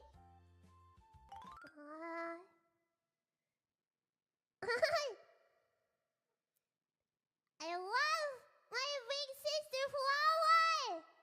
Aww. Slim and fluffy and silly and smart, and I love her to pieces. Yeah. I love her so much. She can have all my future ponderings until I make my last ballad. Flower is the best older sister. That Aw. actually hurts my soul. Imagine giving up all your pond rings.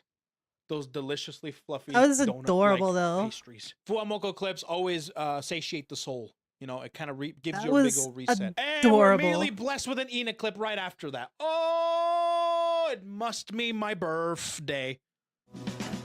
Oh. Okay, it's not.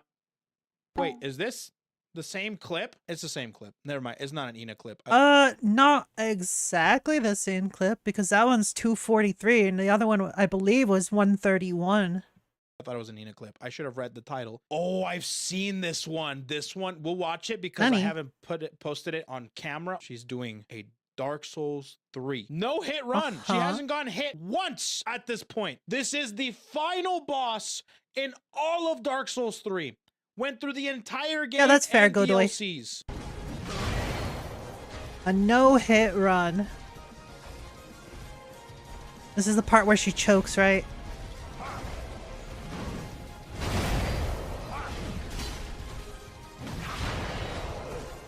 Go, go, go, go. I want her to win, but like yes, Aura is detail oriented. No! No! Oh my god. Holy shit.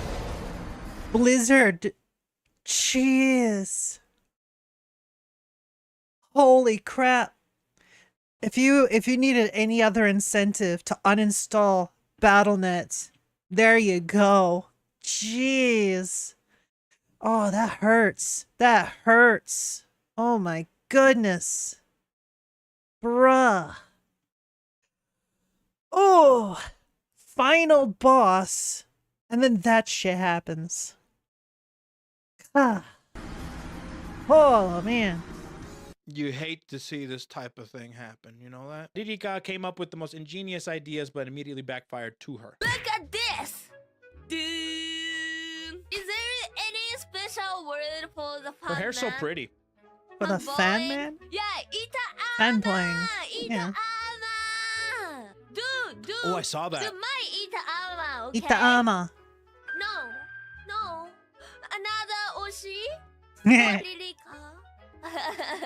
Yeah, maybe these two otaku become Lirikama and Lirika otaku, and another one is Hishominara, so maybe wearing suits and be very like smart and. Dude, her English is really good. Right? Wow, I'm legit surprised of how good her English is. No fan goods, but still I am good boy, good guy. Okay, I am. Eigo jozu.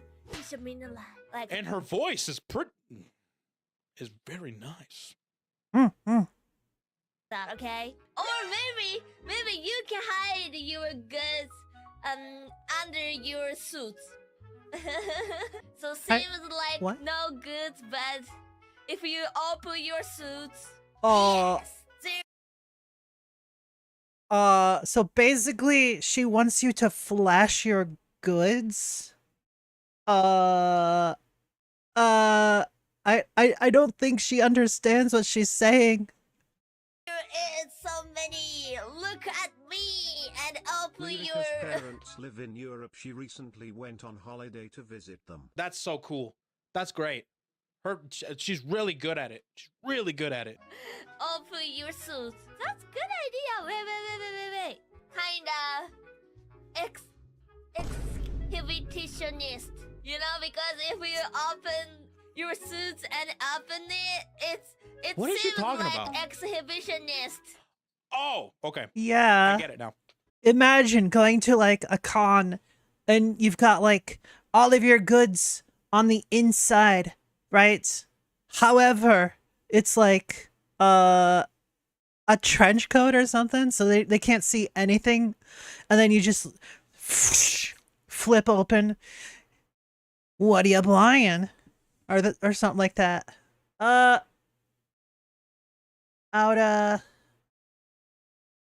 really bad at kanji. I'm gonna have to look this up because I'm really, really bad at kanji.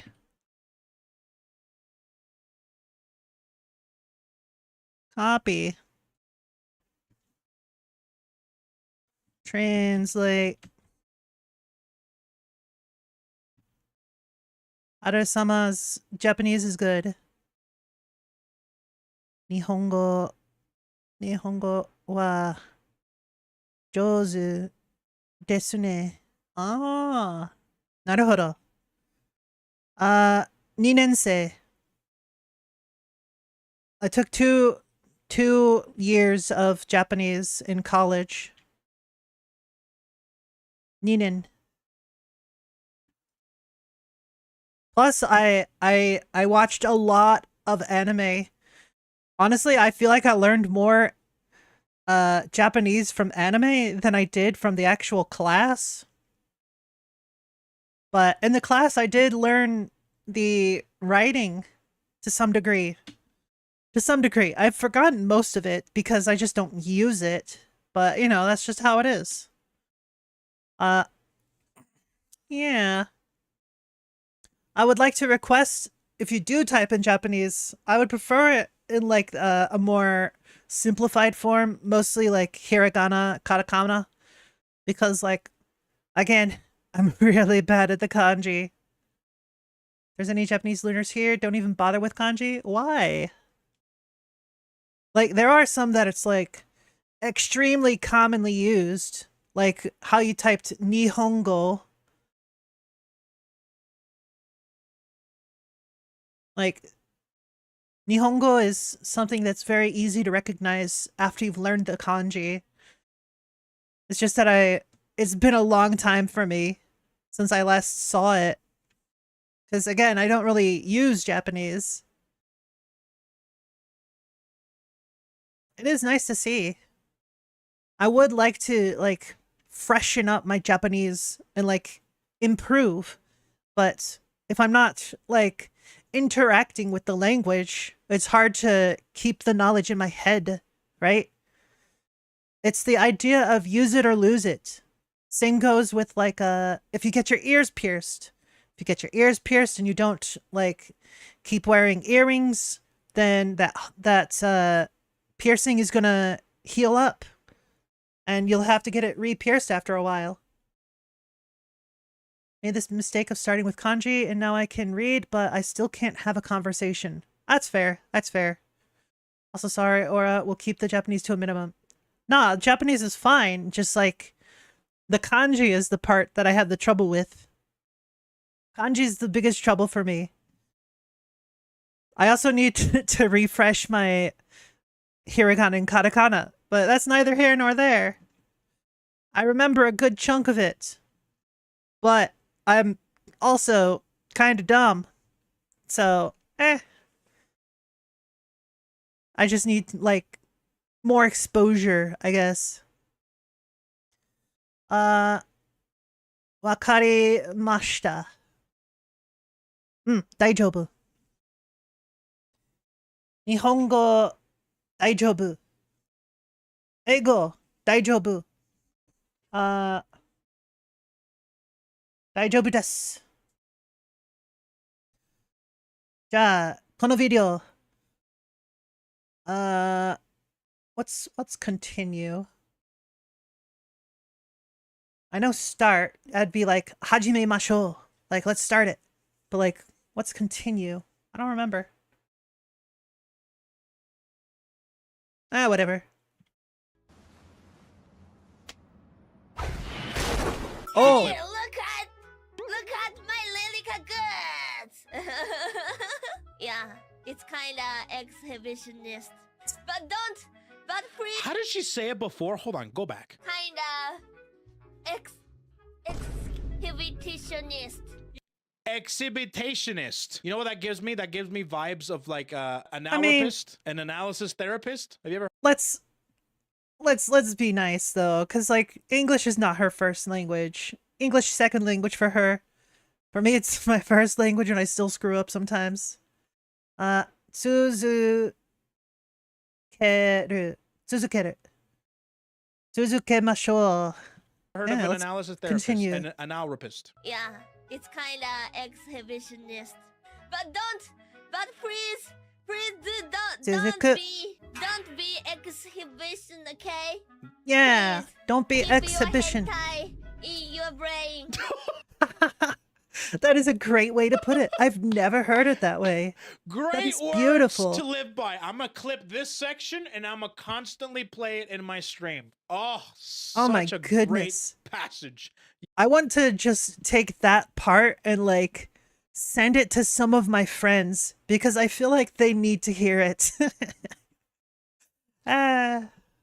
Yes, in the book of Ririka, in this passage right here, it says, keep your your hentai in your brain. Truer That words is cannot be said. beautiful. In your galaxy brain, okay? Your galaxy brain. Oh, you watch me? Subscribe or die, okay? Subscribe or die. Man, Love her that. English is Okay, great. And that was it for our clips for today. Those are all of them. Aw, Here's we're what at I'll the do end. is I will Wait, no, there's 6 bless minutes. What's somebody a clip here? Let's see. Mio said, "Oh, Peko Mama clip." Thank you, gods. Mio talking about Peko Mama. はい。では、最後のニュースです。こちら。ニュース。ペコラマミー VTuber ペコママデビュー。ということで、これエイプリルフールネタなんですけど、めちゃくちゃバズってて、しかも Wait a minute. Does Oh yeah, it was super viral. It's, I believe, did better than like Pekora's debut. So her mother drew in more views than Pekora, which is kind of great, honestly. Does Japan not have names for January, February, March, April, May, June, July, August, September, October, November, December? So Yeah, for Japanese months, it's just Ichigatsu, Nigatsu, Sangatsu. What was fourth? Is it Shigatsu or Yogatsu? What is it? But yeah, it's numbered. It's just the month number. It's pretty easy to remember. I don't remember what my days are though. There's Mokuyobi, Kinyobi, Uh, well, I don't remember. Oh man, it's been so long. It's been so long. Ah, heck. But yeah, it's something. It's just numbers. I would love to hear in the comment section for sure if anybody speaks Japanese and on the YouTube commenters. ペコラマミーのお姿がちゃんと動いてて、すごかったですね、なんか。ホロライブの中の、初配信で、同説1位をも Yeah, ぎ取ったらしいで she す。 Isn't that Yeah, crazy? it's great. すごかったですね。ペコラマミー。すごいね。ペコラマミー、お美しい。Is it bad? The only reason I know about these Hololive streamers is because of too many snacks. I don't know what that is, but I don't know. I don't know. I don't know. I can't really. I don't have any reference to say if it's bad or not. I think I've heard of too many snacks. I don't know if I've consumed any of their content. If they're a content creator, that's how much I know. Oof. Showing my lack of knowledge. Knowledge. 私、頭が悪い。ですね。 Yeah, she was. なんかうちも見たんだよ、ちょっと。 So lucky to get to experience their animation Yes, for she the was. first time. No, you. She's trying so hard. She's keeping it all in. I Animator. can tell. I can tell. She wants to go ham and なるほど。 just completely gassing her up, going nuts and splurging on Peko Mama. She wants to. ペコラマミーの配信ちょっと見たんだけど、なんペコラママペコラマミーになんかペコラに石をくれた先輩で、 All right, that's lore I don't know about. Let's see it. 一回ねペコラの企画でね、1万円でペコラにプレゼントを買うとしたら何を買うかを検証みたいな企画があって、それでうちは You said a rock. 石を買ったんですよ。 Rock アメ on. リンの Get it? ラフカットのやつ。 Oh. Oh, 結 so 構 it's a でかい special stone. でかいって言ってもまあ、 Oh. どれぐらいって言えばいいのかな、500円玉よりはでかいみたいなサイズ感の Okay ラフカットのね。石をプレゼントしたんだけど、なんかそれを部屋に飾っているらしく、それがペコラマミーの口から語られましたね。ペコちゃん以外にホロライブのメンバーは知ってますか？ I did not watch the Pecora Mom stream yet because I was waiting for opportunities like this. そうですね。いつも仲良くしていただいている3期生のみんな。 Aw, マリンちゃん、 Marin-chan. フレアちゃん、ノエルちゃん、 Oh, みんな今後も仲良くしてね。 Oh, she sounds so nice. Luna-chan. dude, she's so good. How is she so good at this streaming stuff? なちゃんやキュラちゃんも知ってます。時々配信も見てるけど、 Oh, She 100% sounds like the supportive mom. Oh my god. It's no wonder she got so many views. She sounds so sweet and lovable. She sounds like the type of mom that you just want to like cuddle. Her voice is like a cuddle. That's great. とってもいい子だね。 I kind of just want her to call me a good girl and give me head pats. But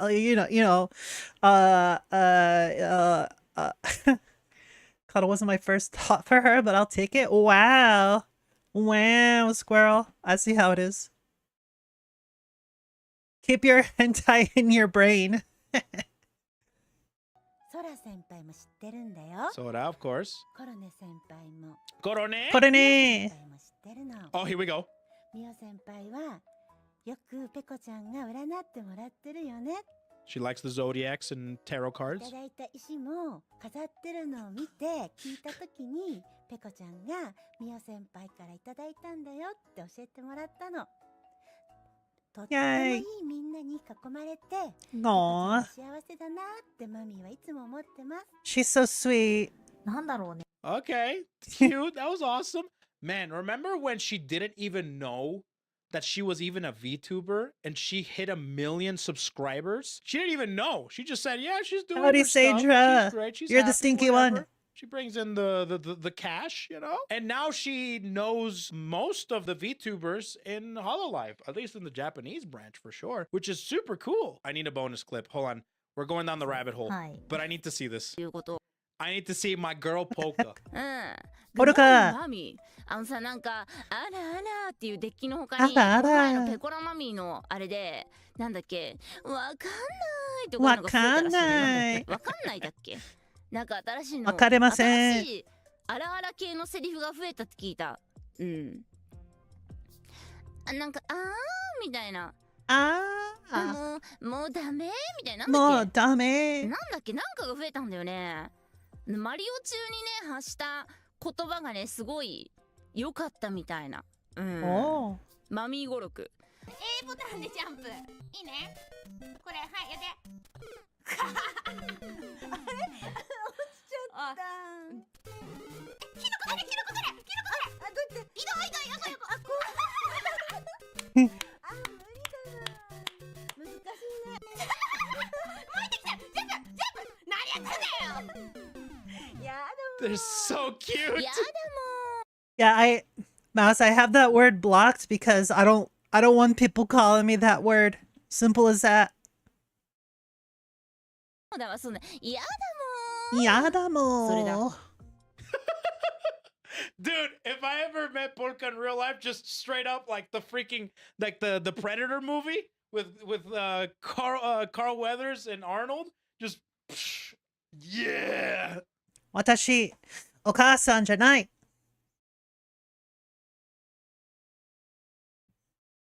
Let's go. いやだもう。ポルただのバカです。サムストリームのポルママノーストリーム OK。ポルカのママは調子乗るから絶対に出さないよ。She'll get her away? Oh my god, she's content gold. Please. やだもん。Please. We gotta make this happen somehow, right? We gotta make this happen. Polka seems like the biggest bro of all time, dude. If there was anybody in Hololive that I would go out for a beer, like order them a beer and just talk for hours, it would be Polka. 100%. うん。ポルカすごいですね。ポルカいい人だね。We only got 2 honorable mentions, which was great, but we were able to get through a whole bunch of different clips, and especially some clips that more than likely a lot of people wanted me to see, like the Fuwawa one and the Ollie one. The Ollie one was... Fuwawa! Awa. It's pretty good. Pretty good. Yoy. Anyways, that was VSVC, everybody. Take care. Have a good one. Bye-bye. All right. Before we continue, it's been, let's see, 2 hours. I think it's time for a break. It's break time, y'all. So I'm gonna put on the lo-fi. Boop. We're gonna have a little break. Break time. Ah.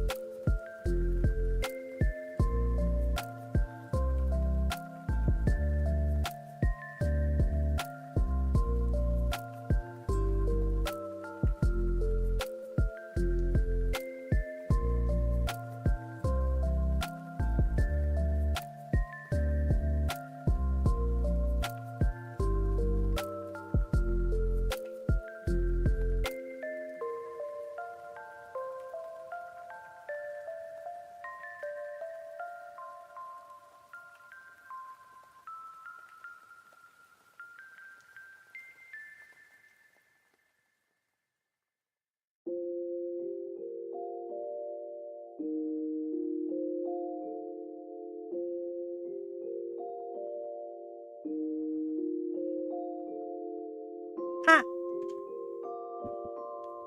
Got him. Got him. Get jump scared. Jump scared. You were all comfy, and then I interrupted it. Yeah, get got. Get got. Baka. Womp womp. Indeed, I agree. Oh my goodness. Alright. On to the next video.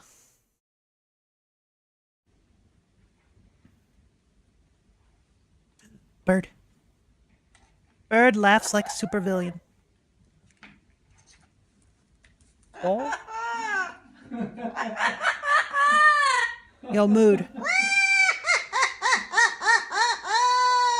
Yeah, I've done that. 100%. AI women are women. No. No. No. No. That would be a yes for me. No. No. Oh, okay. Oh my god. Now you get to swipe left. This guy is making AI fucking sex bots. He says the What? relationship between men and women is broken. The data shows that. Everyone knows it. The top 20% in the gene pool don't care. They're not caring is genetic warfare. All societal action taking against orifice, all protest, be in the form of tweet or article or legislation, will be gene warfare. Everything comes down to reproduction, and we're going to take non-reproductive sex with human women off the table as a commodity. It's gone. You can't trade money. This guy's crazy. I love this. What? You can't trade money for it. You can't trade a meal for it. You could spend hours contemplating the consequences of that. Good, bad. It's going to end crime. It's going to wipe out job functions. But why? Because sex is about reproduction, and everything breaks when you break that. Our roles don't make sense. Our institutions don't make sense. Nothing makes sense. When men stop seeking non-reproductive sex from human women, it's going to lead to an increase in reproductive sex, and it's going to save the world. What? What? Huh? I feel like that dude isn't okay. What? Man, he's cooking. Now, I don't know what he's cooking, but he's cooking something. This is Yeah, going to meth. That's what he's cooking. destroy civilization. This is terrible. Skynet would be a better death. I completely disagree. I don't think it's going to destroy civilization at all. The fact that the first thing men do when given any form of new technology is to harm women is so insanely scary What? and realistic. How? In what way is this harmful to women? Hey, hello, woman here. I don't see this as harmful. I see this as just stupid. That's it. That's about it. This AI women thing, just like going by the video, you could have basically the same thing, same effect, just browsing Instagram. Pretty much. That's pretty much the exact same thing. The difference is that these AI women aren't real women. They're not real. They can't hurt anyone. Like, what? AI has single-handedly sent back women's rights and safety behind decades. I hate all of you.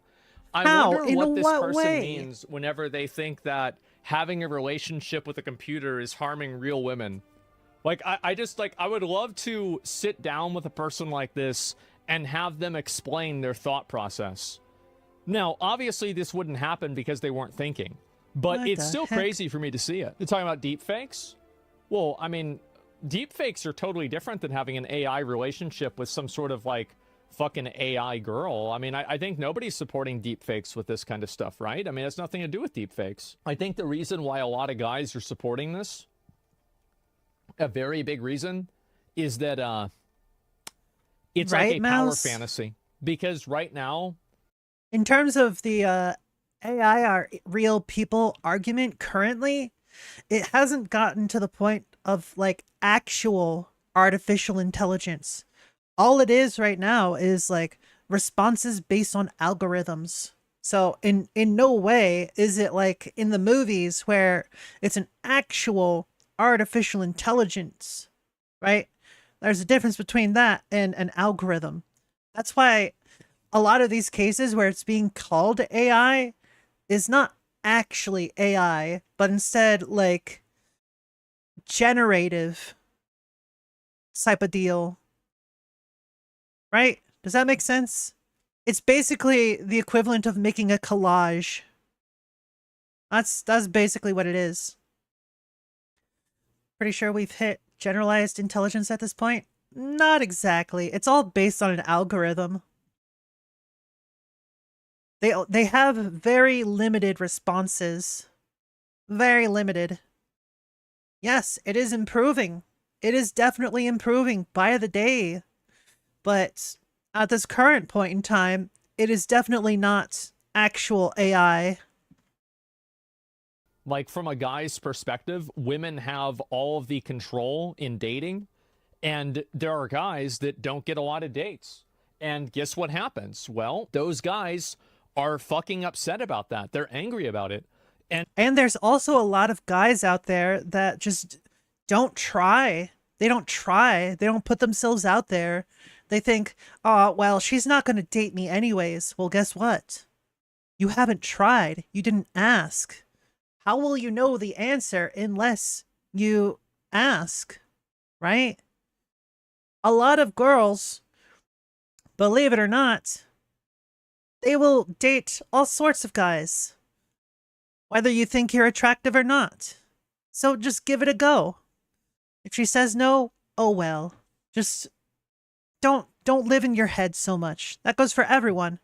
Girls, you think, find a guy that you like, don't just let it live in your head. Don't let it live in your head, okay? Go ask them out. If they say no, oh well, move on. You know how many people there are on this planet alone? A fucking lot. A whole lot. Oh my god. So many people. We're around like 8 billion people. 8 billion people. That is a lot. That's a lot. I don't know why Chappie failed as a movie. I loved it. Yeah, Chappie was a great movie. I agree. Or guys are instilled with the idea of cannot fail. That's truly toxic. I mean, in a way, yeah, but at the same time, like, if you're always focused on failure, you'll never realize when there's a success. Stop thinking about if it will fail. Instead, think of if it will succeed. Right? It's a much more positive outlook. Stop looking at the chance of failure. Look at the chance of success. Yes, it can fail. Sure, it's possible that it will fail. But you know what? It's not a zero. It can, and potentially will, be a good thing. You never know unless you try. Embrace failure, move on, try something else. Yeah. Pretty much anything you do in your life, there is a chance of failure. You know why you don't think about failure at every single step? Because some things, you're guaranteed success. Like going to the bathroom, for example. As long as you're young, more than likely, you're going to make it to the bathroom. You're not going to think, oh, but what if I don't make it? And you don't even try, you just shit yourself. No, you're not going to do that. You're not going to do that. You're going to go to the bathroom, right? You're not just going to sit there and think about the 3% chance of failing to go to the restroom, right? No. You're going to get up, you're going to go and relieve yourself. Yes, I am equating relationships to going to the bathroom.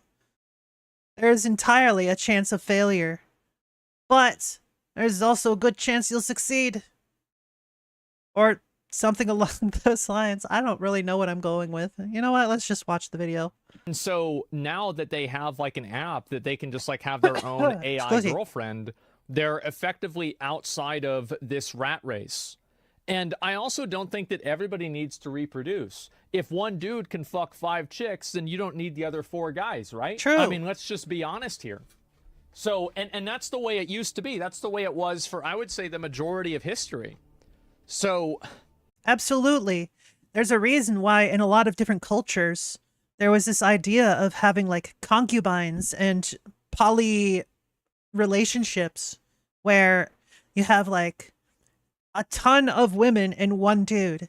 Because if the one dude is like a king or a sultan or something like that, then there's so much better chance of producing an heir if you have lots of women, right?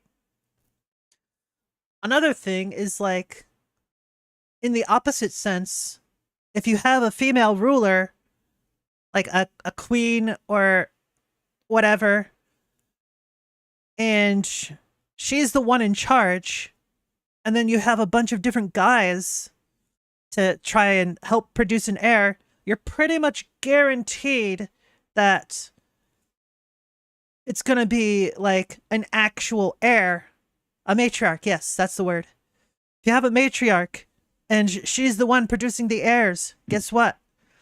You have almost a 0 chance of it not being a proper heir.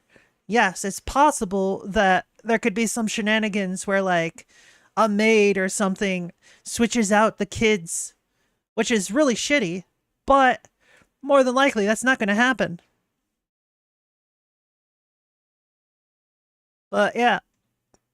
Stuff. I read a lot. I read a lot of manga. Yeah. I don't think this is going to destroy civilization or anything like that, but, bro, what? No, it is. It's true. Yeah, I'm being honest.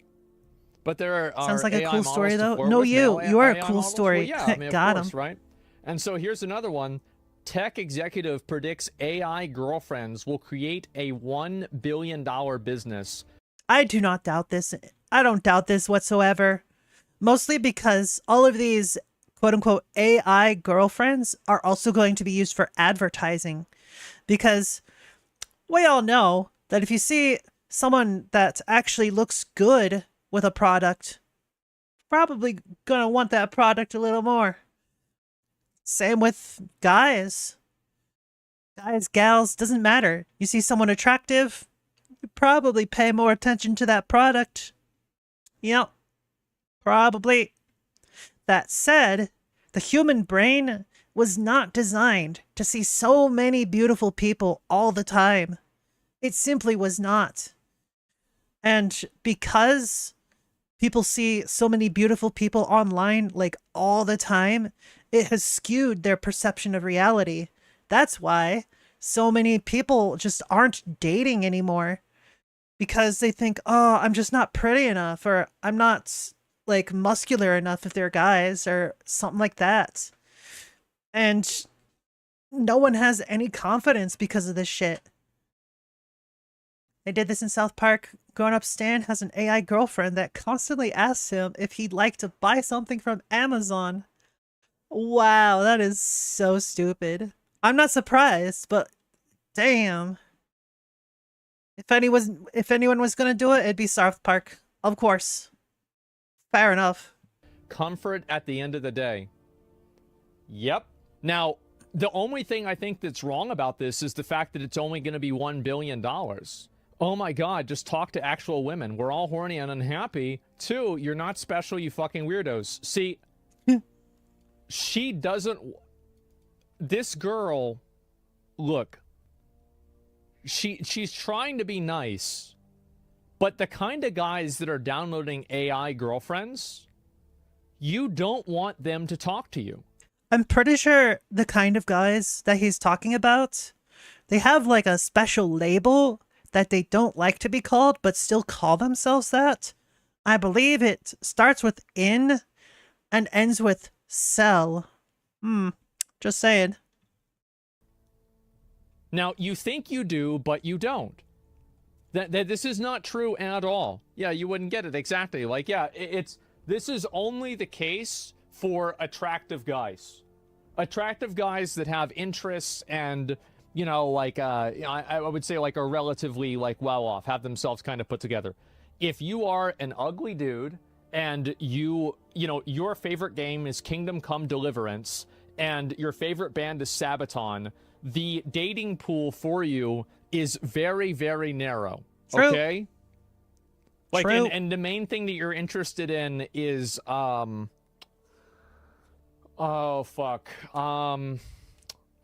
warfare. Like, there's just not a lot of, Warhammer. Yeah, you really like Warhammer. There's not a lot of girls out there that are interested in that. Kingdom Come Deliverance is one of the best games ever. Yeah, and that's why a lot of my viewers, you know, send this stuff to me, because they're the target audience for it. It's bullshit. There comes a line where every ancestor reproduced successfully since the beginning of life form, and you not having you is ending that line, literally failing at life. Well, there's a lot of people that don't reproduce, right? I mean, you couldn't have every single person always reproducing. So yeah, I'm not saying that like nobody should, but all I'm saying is that like, I mean, the reason why, you know, people say women and children first, the real reason is that you can repopulate a village with 5 dudes and 10 girls, but you can't do it with 10 dudes and 5 girls. True. And the reason for that is because of biology. Well-off men don't want women either. They started a trend. Basically, that means that men tend to become like, how to put it, disposable in that sort of situation. That's why in like pretty much every military, it's like, it's mostly dudes. Mostly dudes. And a lot of societies, they have like some sort of draft system, either forced drafting or just in general, in case shit goes down, you could be drafted, right? That's why they have it. Because the women and the children, they stay home, whereas the guys, they go out and do the fighting, because the guys are expendable. That's shitty, but it's just how it is. On TikTok called Drizzle Drizzle. No, that's just like that's a meme, right? But either way, yeah, this is getting way more popular. Know a guy who's so and I attractive and also loves think that Warhammer, this but whole this idea is that just a just trash go talk human. to women, Yikes. this is absolutely not a good idea. Like, if you're a weird guy, the worst thing that you can do is go try to talk to a girl, because you're gonna say something creepy, and if you do it at work, you're gonna get fired or something like that. And the real problem is that all of the conversations about like how to talk to somebody are, it's like you either have to hear it from a feminist who hates men because their dad was mean to them, or you have to hear about it from a guy who, you know, pretends to be a girl in a webcam sex chat website that he made girls sit on for 12 hours a day. So like you have like basically 2 sides of the asylum who's giving advice on how to interact with people. And I'm sorry, but like this really is not a very good dichotomy. So how can I as a guy stop being weird talking to women? Well, because you're not like talk to them like they're people. That's the reason why. Yeah, just talk to everyone like they're people. Don't other them, right? People are people. Simple as that. And you know what? The more you talk to people, the more you'll get better at talking to people, right? You can't get experience without actually doing something. Same goes for everything. You get experience when you're doing conversations. You get experience when you're doing activities. Yes, I'm saying it sort of like a RPG terms, but it's also pretty true. If you're just constantly in your head, you're not going to get better at something, except like perhaps being anxious. But we're talking to girls. Look, okay, you're talking to me, aren't you? You're talking to me, aren't you? There you go. There you go. Sure, it may just be text, but you know what? Text is still kind of talking. Still kind of talking. Just don't be too weird. Like, don't be creepy. Simple as that. I know for some people, that's harder than others. However, again, just gain experience in talking to others. If you're too like shy or weird about talking to someone, then talk to someone you're comfortable with. Start there. And then, I don't know, go somewhere where you can talk anonymously, like in VR chat or something like that. Talk to people there. Hell, you could spend the first few weeks just as a mute. You don't have to talk first off. But when you do start talking, then you'll get better at talking. Simple as that. I myself have had a lot of awkward moments, especially because I was an awkward person. I'm still pretty awkward sometimes, but not nearly as bad as I was because, like, growing up, I didn't really talk all that much. So, because of that, whenever I tried talking, like, telling a story or something like that, I tended to come off as, for lack of better words, I'll go with what I was called. Retarded. Yeah. I used to get called that quite a lot because I was not socially apt. I was not apt at social situations. So I got called that word a lot. Nowadays, I'm pretty much almost never called that because you know what? I've talked and talked and talked. I've gained experience in conversation. I've started to understand like what's okay to talk about, what's not okay to talk about, and sort of like the flow of conversation, you know? Right? No one starts off as good. Like, if you've ever heard kids talking about stuff, they don't sound very good at talking at all. But you know what? The more they talk, the better they get at it. Some people, they get experience in conversation a lot quicker than others. Generally, it's the women that get experience quicker because, as we all know, women are social creatures. However, when you also include stuff like autism, ADHD, etc., it becomes a lot more difficult to gain experience in those sorts of things. Because if you're constantly distracted or you simply don't understand how certain things go, it can be like a big handicap, right? I've experienced this firsthand, so I know. Hell, I still have troubles, quite a lot, especially IRL. But once I start like relaxing and getting comfortable around people, I get a lot better at it. At least I like to think so. I could be wrong. I could just be in my head. I don't know. Only one way to find out. By actually doing the thing. Right? Simple as that. Anyways, back to the video. Just be normal. Yeah, exactly. But there's also, like, here's another reality is that, like, if you're a weird looking guy, the way that girls will perceive being, like, awkward is going to be totally different. And, like, there is a lot of truth to what people say about this. It's like if you're a weird looking, ugly guy and you act awkward, girls are going to think that you're going to follow them to their car and kill them. But if you're a good looking guy, you're successful, everything's fine, and you're awkward in the same way, they're not going to think that. True, absolutely. When it comes to any sort of like good looking person, people will put their guards down a lot more around that person because, well, this is a good looking person. They look trustworthy, right? Not always. Not always. And you don't even have to be like entirely good looking, right? You basically just have to look decent. You have to look decent, well kept, look all right. Even extra points if you do look actually good. Thing is, it could be for the better or for the worse. For example, there was a serial killer that would like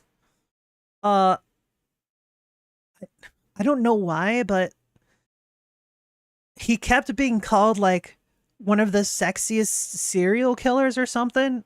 Was it like was it Ted Bundy? I think it might have been Ted Bundy. Ted Bundy. Is that the one? Yeah, this guy. I'm pretty sure it was this guy.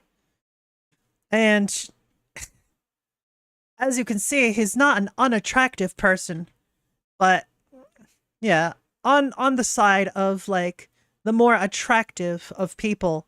So women would let their guard down around him, and well, it wasn't so great for them. Yeah. Dexter and Don't Ruin My Fantasies. Look, you're gonna have your fantasies regardless, okay? That's just the way it is. And obviously, when I say they, every girl doesn't think the same. But I'm saying this is a trend. And if you're playing in terms of odds, you've got to know where you stand. And so, yeah, anyway, a lot of people are upset about this, but I do think this will be the future. I think that a lot of people will start using AI girlfriends and stuff like this. It'll be the future, for better or for worse. Way more fucking popular. I think it's going to go crazy. Truly starting to think the entirety of tech is just a bunch of broken, emotionally stunted dudes inventing increasingly expensive ways to avoid actual therapy. Actually, I would agree on that. Because holy shit, the state of mental health, especially in America, oof.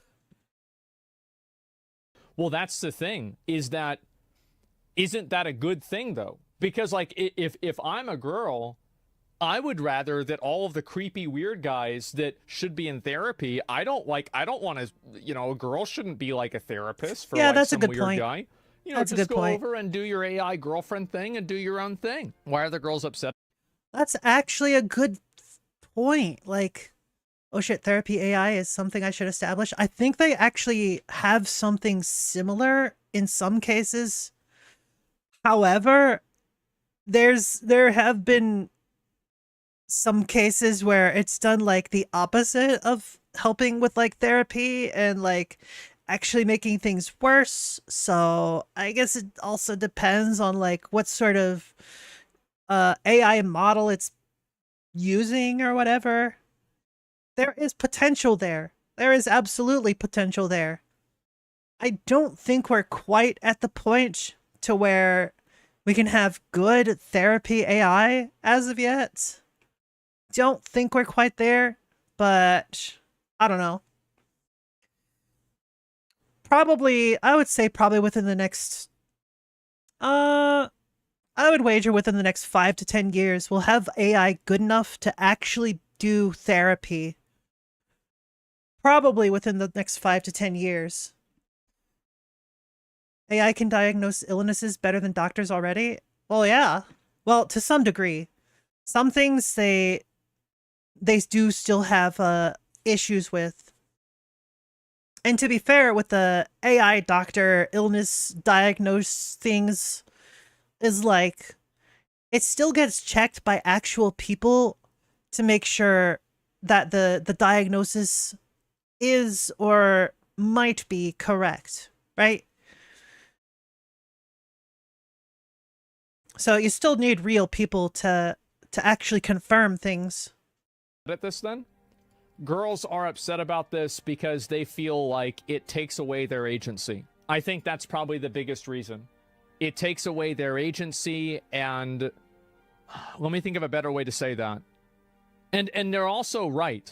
Like, to an extent, they are right that it does take away their agency.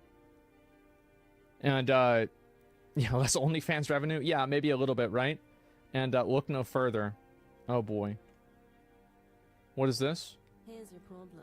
You're alone. Nobody likes you. Oh, it's just left ear audio. Oof. Introducing. Oh no! I would watch no, it's right here. If the mic thing, the headphone thing, wasn't so weird. That's really annoying. This Agreed. got so much hate. If you talk to women, you're a creep. If you don't talk to them, you're a creep. If you find a replacement, you're a creep. If you try to be happy on your own, you're a creep. Women's rights. What? This is the problem with Holy the discourse. shit. This is the problem right here. It's like you had me in the first half, but then you say women's rights were a mistake, and it's like, oh god. Like, do we really have to go that far? I mean, Jesus. Wow. Wow. Holy crap. So yeah, this is Twitterverse, not real world. Well, a lot of guys feel this way. Yeah, I do think it's extremely common. Don't let them cook. Yeah, 2 extremes. That's it. And if they rephrase it, yeah, you didn't, like, do we really have to have this part here? I mean, god damn. I feel like nowadays people are too worried about relationships. I feel like instead of worrying about relationships, you should be worrying about like what you actually want to do with your life. Like what your career path may be, what are your interests, what are your hobbies? Cuz like if all you're doing for all of your life is chasing after the ideal of a relationship, then are you really living? Because, like, there's so much out there in the world. There's so much you could be doing, so much you could be learning. Like, why waste your time with a relationship? Just why? Yeah, it would be nice to have a relationship, to have, like, someone that's got your back, someone you can love and trust and all that. But, like, that's not how I see life as being fulfilling. That's just how I feel, you know? Life is overrated. Walk, exercise, eat good, and watch Aura streams. I mean, I don't know about that last part, but the other parts are good advice. Definitely a good idea to walk, exercise, and eat good. But watching my streams, that's not really entirely necessary. I appreciate it, but of all the things you could be doing right now, you could be doing something actually productive. Just saying. There's a lot of productive things you could be learning. Like you could be learning like how to do coding. You could learn coding. You could learn other languages. You could learn like how to cook new things. You could learn like woodworking. What else? You could start learning like what different breeds of animals there are. You could like, man, there's so many different things you could be doing right now instead of watching a stream. You could be working on just bettering yourself in general. Yeah, so many things. And yet, here you are. I appreciate it, but you know. Let me see if there's anything else to look at with this. Let's see what they say. It's only a matter of time before someone builds the next billion-dollar dating app that will pair real-life users with artificial intelligence-created girlfriends. And, like, also, here's something that illustrates the fact that this problem is real. The fact that every single one of these is made to make girlfriends and not boyfriends. Isn't that interesting? Think about that. Grun Eisenberg wrote a blog post on X where he said he met a man in Miami who admitted that he spends $10,000 a month on AI girlfriends. The heck? Yeah, I've met plenty of crazy people. I mean, I don't need to write an article about it, but yeah, Bro, I don't even make that much in a year. I probably don't even... No. I probably only make like a 1/10 of that at best in a year. Yeah. Oh. I've met people that do all kinds of crazy stuff, for sure. I mean, like, yeah, that's a mental illness, but, you know, not necessarily something that's good. But the thing is that capitalizing on people's mental illnesses is incredibly profitable. Oh, yeah, that's why so many people do it. Absolutely. I thought he was kidding. Eisenberg wrote, how does it take away women's agency? I'm not telling you what it does. I'm telling you what people think it does. Like, why are you arguing with me? I thought he was kidding, but he's a 24-year-old single guy who loves it. If he's 24 years old and he's able to spend $10,000 a month, you know, like that to me is pathetic, in my opinion. True. It is. It's pathetic. I agree. What's the rest of this? The market cap. Oh, here we go. Woody played with it. Miami Man said, some people play video games. I play with AI girlfriends. And then here it is. This it here? Can I open this? Yeah. Okay. Thank God. All right. Is any of this TOS? No, it's not. Yeah. Yep. Okay. Yep. It's that simple. Some look real but aren't. Maybe you too. Yeah, exactly. Of course this is what he's going to do. Yeah, bro, you spent how much on gotcha? Yeah, but that's a tax write-off, bro. He's not writing this off as taxes, okay? Like, I don't want to hear about it. And he's told by the man, I love that I could use voice notes now with my AI girlfriends. I get to customize them. Likes, dislikes, it's comfort at the end of the day. Oh, I bet it is. Holy shit. The ultimate AI girlfriend experience, which offers virtual companions and immersive and personal. You know what I should do? I should do a stream where I sign up for one of these. Oh, God. I really should. Oh, God. I think this is such a good idea. That would be so cringe. That would be... Oh, my goodness.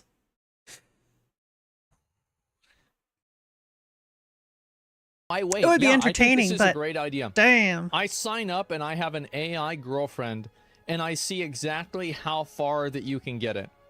It's TOS? No, I bet you can. There's probably an NSFW filter that you can have. Actually, let me correct myself. I bet the actual reality is that the NSFW filter is like a paid subscription. And so, like, that makes it's sense, not yeah. that you would accidentally see it because they're not going to give you that for free. You know, if I were them, that's what I would do, right? Match Group is first parent company of dating apps, and websites like Romance AI offer up virtual dating partners using technology that can mimic real-life human interactions. Yeah, there's Replica was very popular. Platforms such as Nami AI and Soulmate even encourage erotic roleplay, ERP. Oh boy.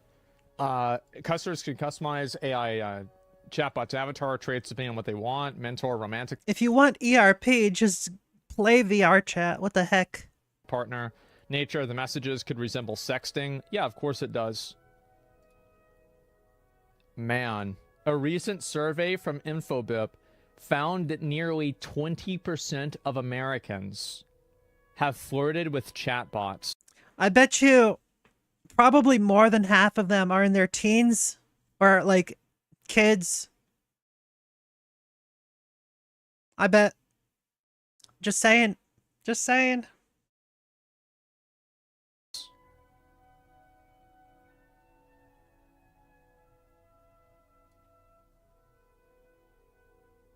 How much people would that be? Don't we have like, I think we have around 350 to 400 million Americans?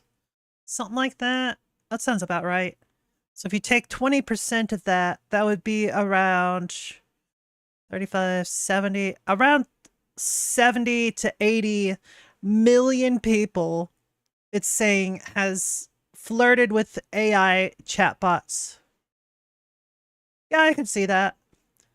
I could see that. Especially doing it jokingly, like not serious at all. I know for a fact, for example, that Chibidoki has flirted with the AI that does Bowser. Because of course she would. Of course she would.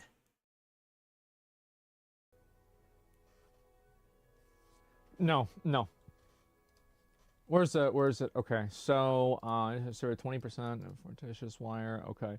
Infobip, okay, I want to see this. Where's the, Yeah, where's the source? How many people were studied? No, I won't believe this.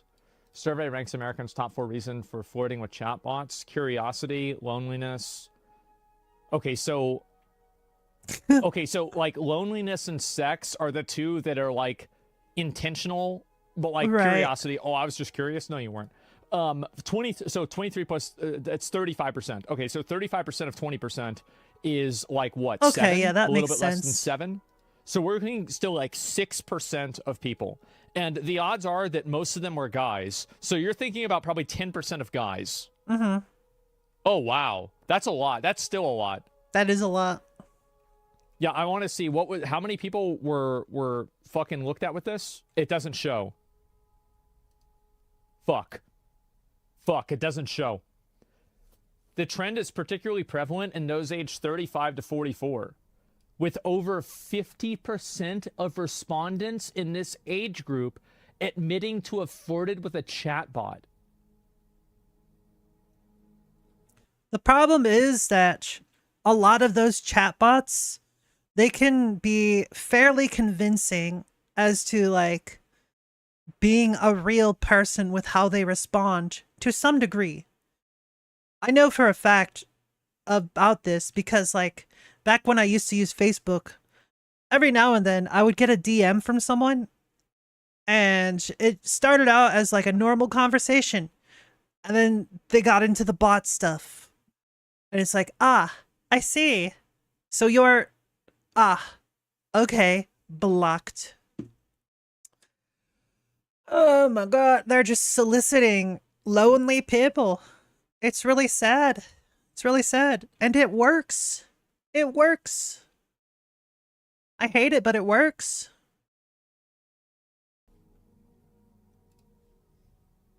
That's a really high percentage, guys. True. I didn't get polled. True it is. Yeah, it would have been 36%, right? And yeah, holy shit, man.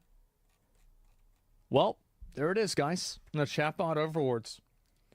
Well, it's like if you're a guy, I think that if you're a guy, it makes a lot of sense to do something like this. It really does. And I think that it's so evident that this is a legitimate problem that guys are running into, because there are so many, like every single one of these are meant for men. Like I'm not seeing a lot of these AI chatbots that are for women. Almost every single one is marketed towards men. So I think that really definitely shows all you need to know about whether this problem is real or not. Absolutely. And have you ever noticed that anytime you get like spam email or like ads on a site, 90% of them are based on men? Like all these things about like Viagra, for example. That was a huge one, especially like in the mid 2010s. Like holy crap.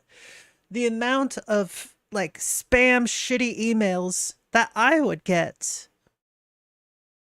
Holy crap. Like can we just like not? Can we just not? Please. I don't want to see that shit. And like all the time when I'm reading manga on my aggregate sites, because I'm a degenerate and can't just support the actual scanlators, I keep seeing all of these like hentai ads. Guess who those are aimed at? Give you 2 guesses. No, I'll give you 1 guess. Say it with me. Dudes. Exactly. It's almost like they keep preying on lonely guys. It's almost like they're the ones that give the most clicks. Huh. Who would have guessed? Who would have guessed? Plus there's the whole thing where like statistically speaking, men make more than women in terms of like finances. Ever notice that? Like, do you know any women by name that are like millionaires or billionaires? No, you don't. And if you do, guess what? They're just married to a millionaire or a billionaire.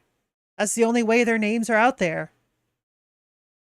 I can't think of any women that are billionaires from their own effort.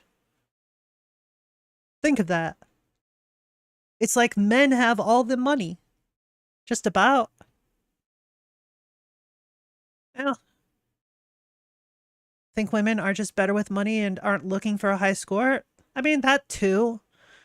Plus, the majority of where women's money goes is into their appearance.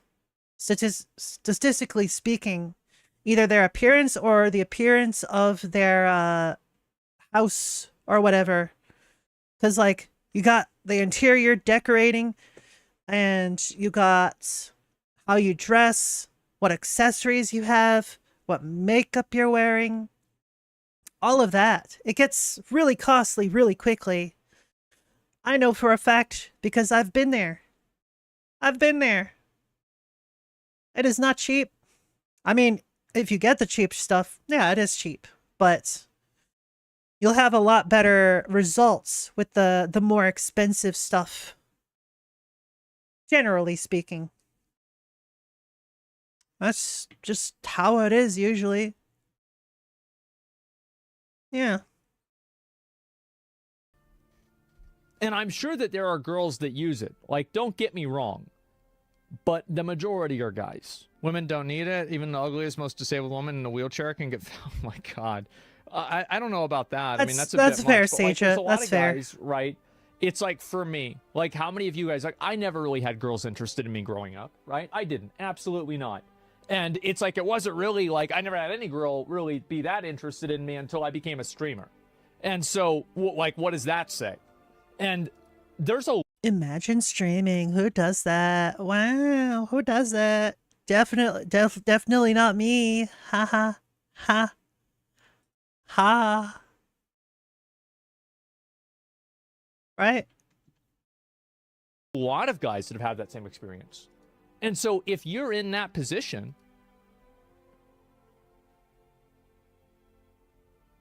AI chatbots not looking too bad. You know? It's not looking too bad after all.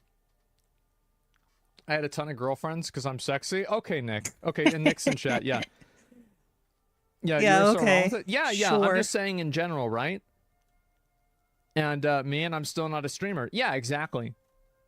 It's just more showing how men are struggling to keep expectations that women have for them.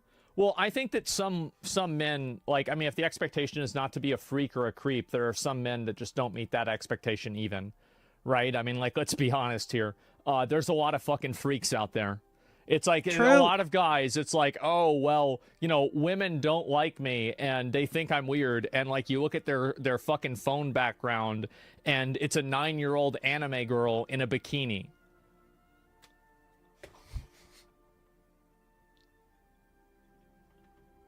How hard is it to just not be creepy? You know what I mean? Right? What are we really talking about here? She's a 900-year-old dragon. Yeah, exactly. And I'm sure that there's, like, you know, 3 girls that would buy that, right? But it's just weird. And so I don't see a problem here. AI just provides a solution for it. Yeah, I think this is what's going to happen, and it's going to become more and more common, guys. It's going to be, this is going to be the future. AI girlfriends.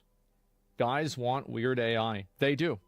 Guys absolutely want this. Nay, guys want Weird Al, and girls want Weird Al too, because Weird Al is fucking awesome.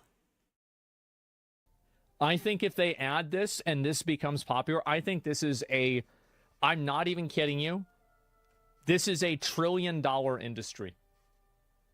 Oh yeah, absolutely. It's so big.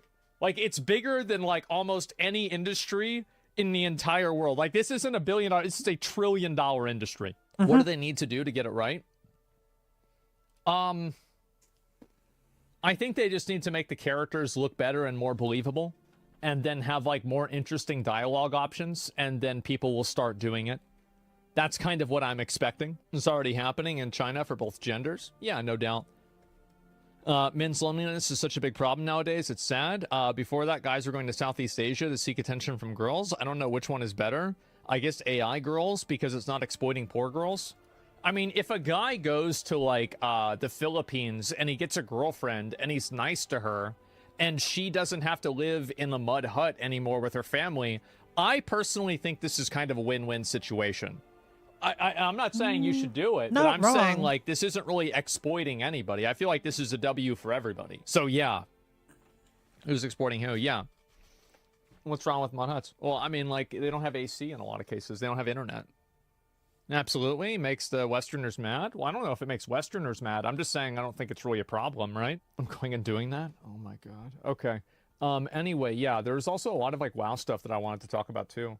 And, I do think that I am going to do, like, a stream where I get an AI girlfriend.